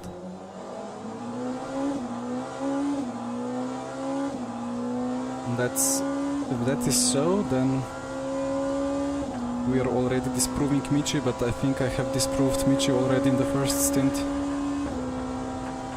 Almost, kind of.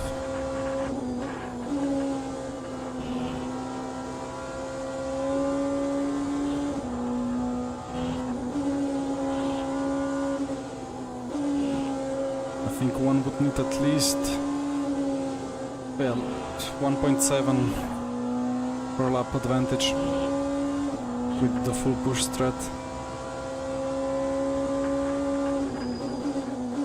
Oh, Neil is boxing now.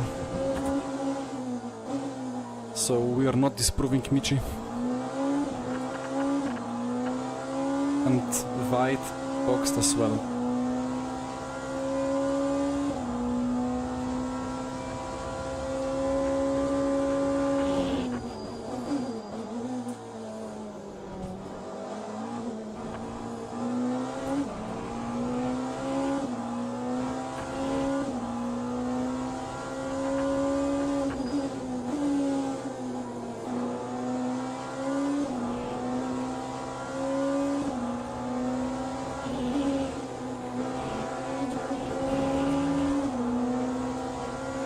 No PB on this lap.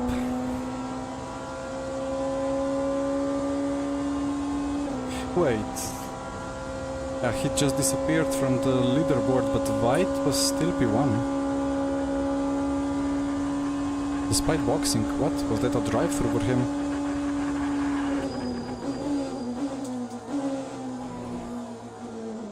It's a shame that all these standing screens are not scrollable. So, well, I would need to use my sim hub dash, but I have not assigned any buttons to go up and down on my relative.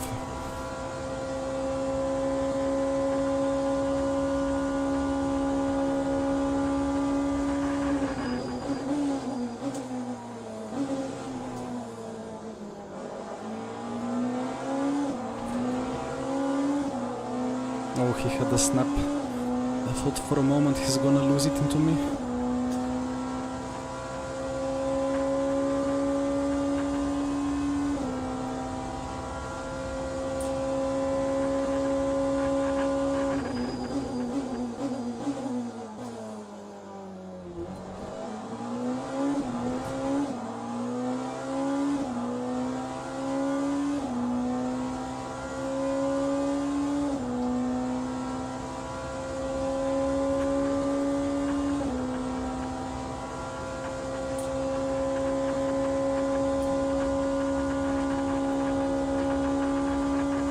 .94 FPS. I thought it was dropping more and more.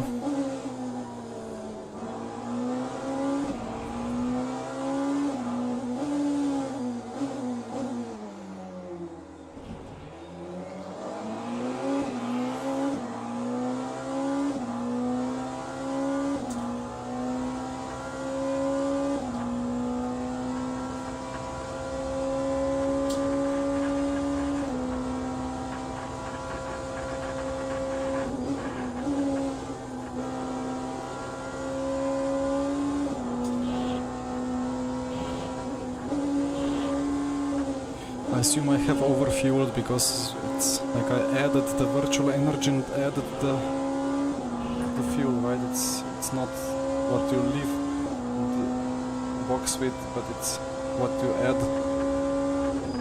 And I already had more than half a lap remaining in my tank.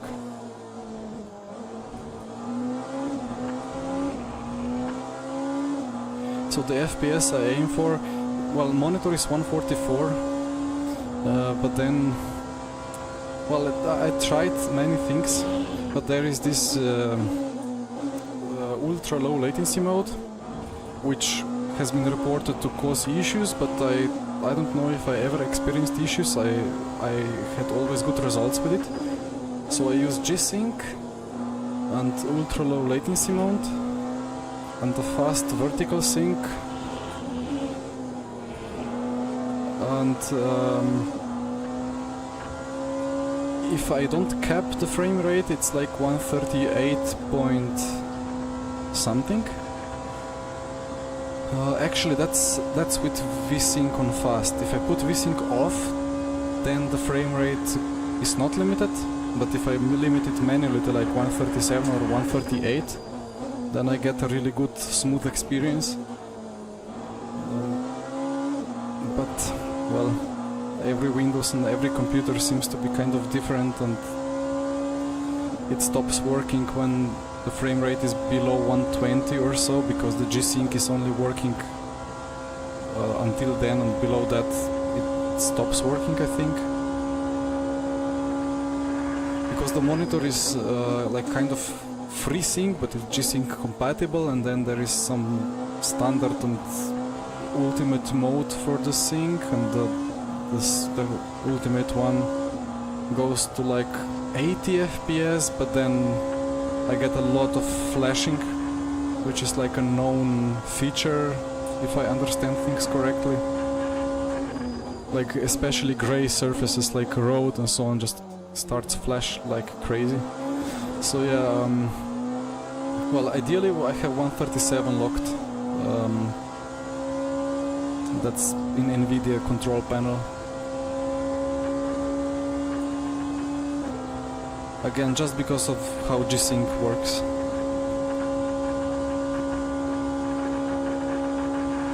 Then again, G-Sync is there because the PC performance is not good enough to consistently produce like 300 FPS in all conditions.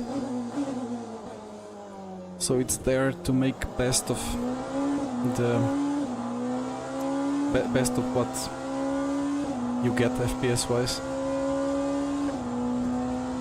And I really thought that the RTX 3080 and i5 12600K would be a solid PC for a couple of years, but in some conditions it's just not good enough.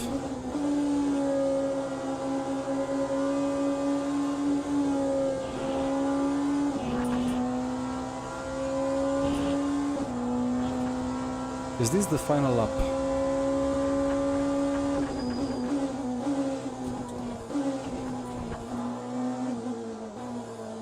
It's not, right? I will have to do another one. Yeah. Oh, then I should have taken... Okay, well, I have just enough fuel for this lap if I lift the coast a little bit. 7.9% virtual energy.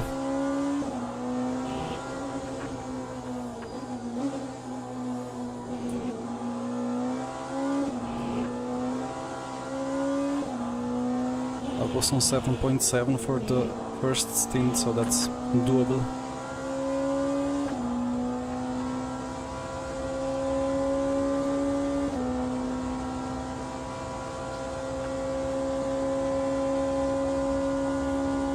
You can change track to full map. I never looked into that. I assume that's a setting in like graphics settings.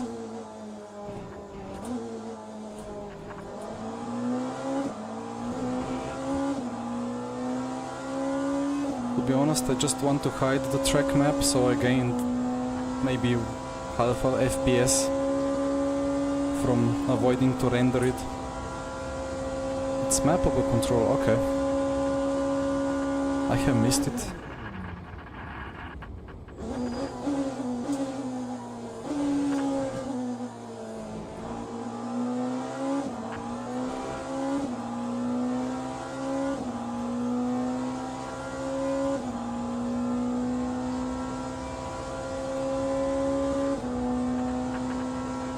I'm gonna lose so much driving rating now.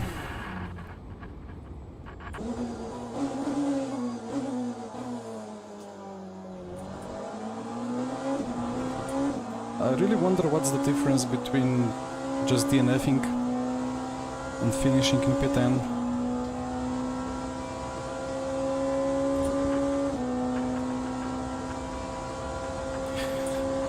But anyway, I suppose it's a good practice to finish the race if you started it and if you have damage that's repairable.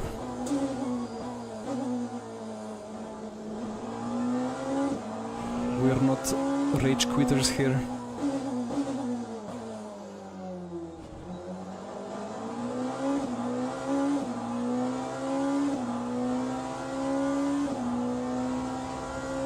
And we can have more fun next time.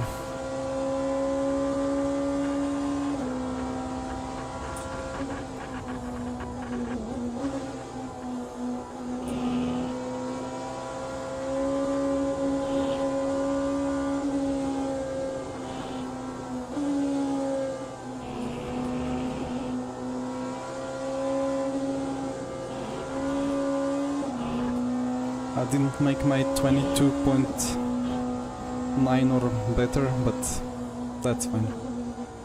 I had traffic on the best laps anyway.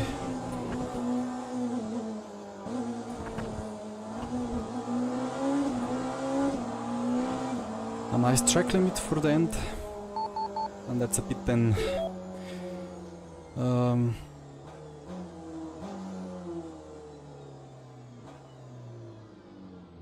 Yeah, I mean, if I DNF'd, I would still be P10, so... Well, let's look at the replays then.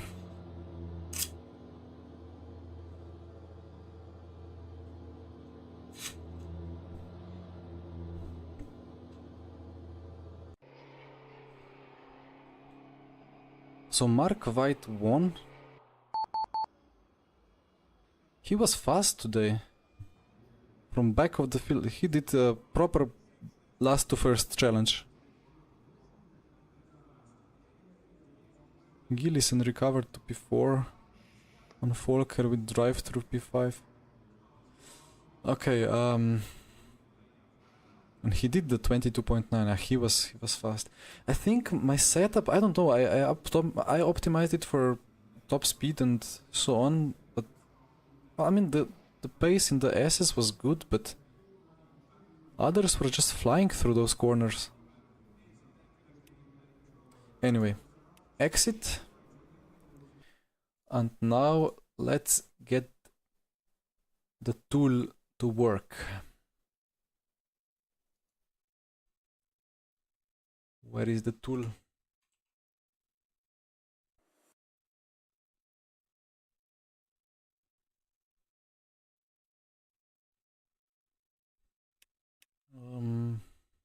Yeah, I'm not gold anymore. Oh dear, I have lost so much. Well,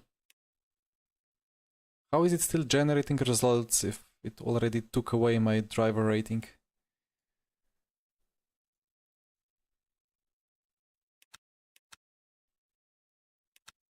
Well, let's first try to launch the replay tool.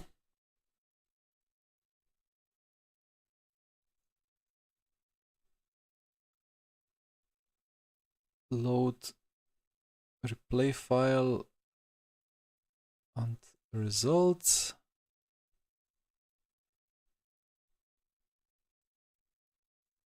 And please don't crash.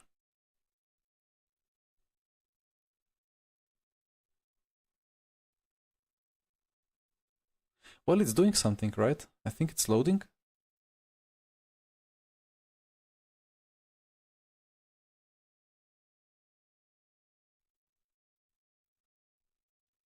I hope it's loading. I hope it's not crashing. It's loading. Awesome. So let's see the terrible crash.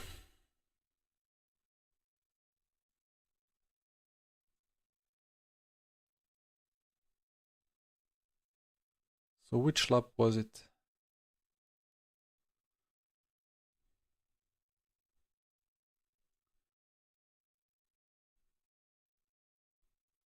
Must have been this one.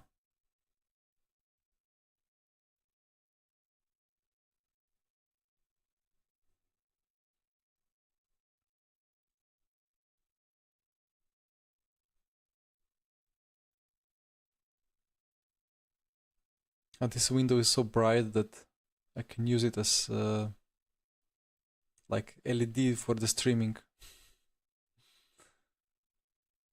And yeah, I guess it's not, the resolution is not good enough to be able to see it. Loading, loading, loading. Now it's showing the percentages, but when I was loading the actual server, it went to 57, then froze, then straight to 100%.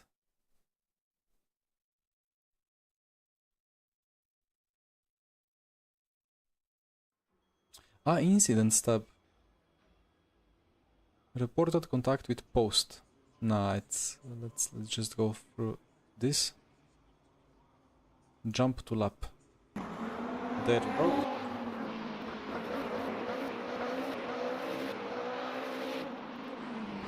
Pressing tab to turn on the driver name, but not implemented yet. So this is who is this? This is not Barclay, right?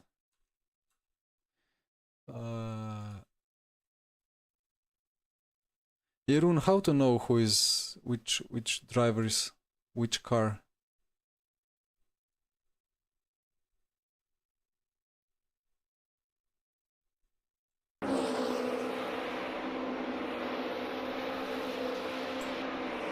I think this was Ellie, and the other one was So in the app, the standings, current standings. Okay, that's me. That is Barclay. Barclay was with Ferrari. Wait, this is Ferrari? No, this is Porsche, but different colored Porsche. So it was Ali.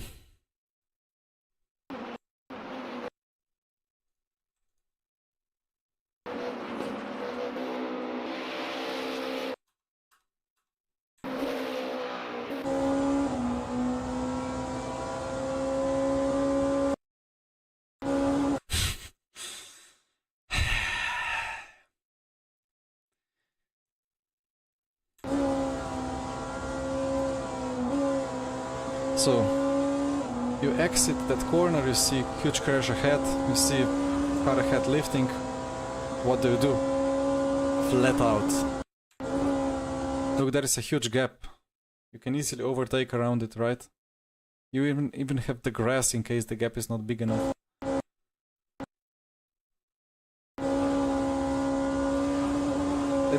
Not a hint of lifting, it's fully on power.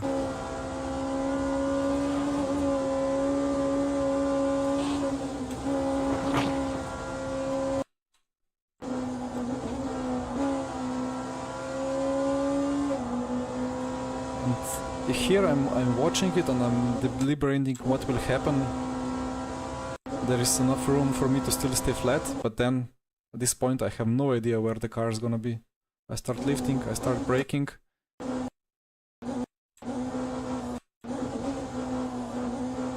At this point I notice that he's going backwards and that I can take the inside. And then I check the mirror. I turn left a bit because I see a car is steaming on my right.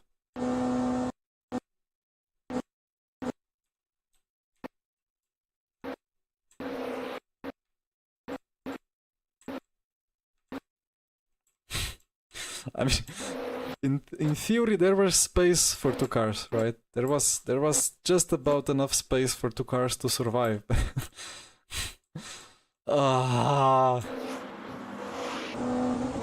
Why do you have to kill two races? You killed your own race and you killed my race. Dear Omar Ali, why is this necessary?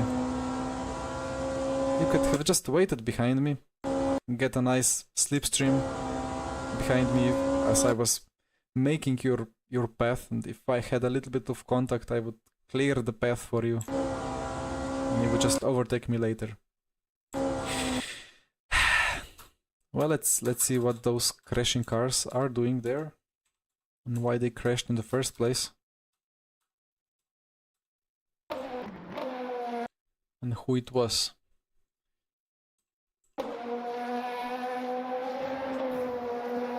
Wait, what? So they were battling? He went off. That was on purpose. That was just straight on purpose clash. Lifetime ban from race control. And the other guy was Van Mol. I don't know these guys, but maybe there were some incidents prior to that.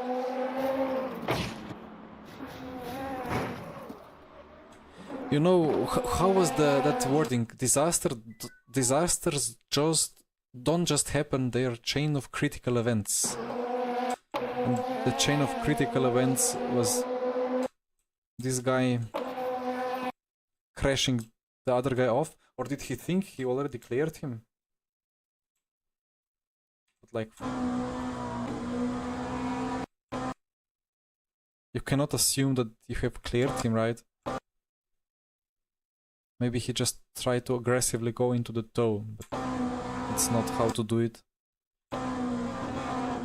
Let's give him a little bit of benefit of doubt and see if there were prior incidents. Not in Sector 1.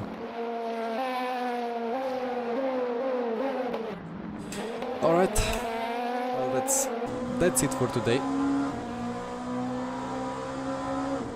So, well, sorry for the crash. is what it is. Could not have done it better.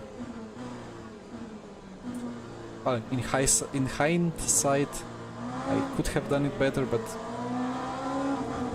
in the heat of the moment, I did all that I could.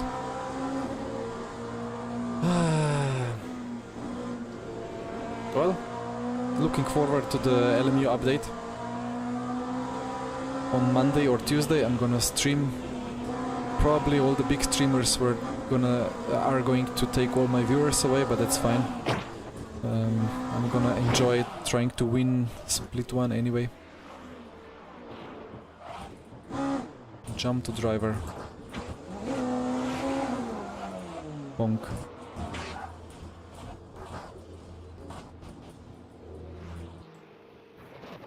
And then I hoped I could safely make a 3-point turn without killing someone.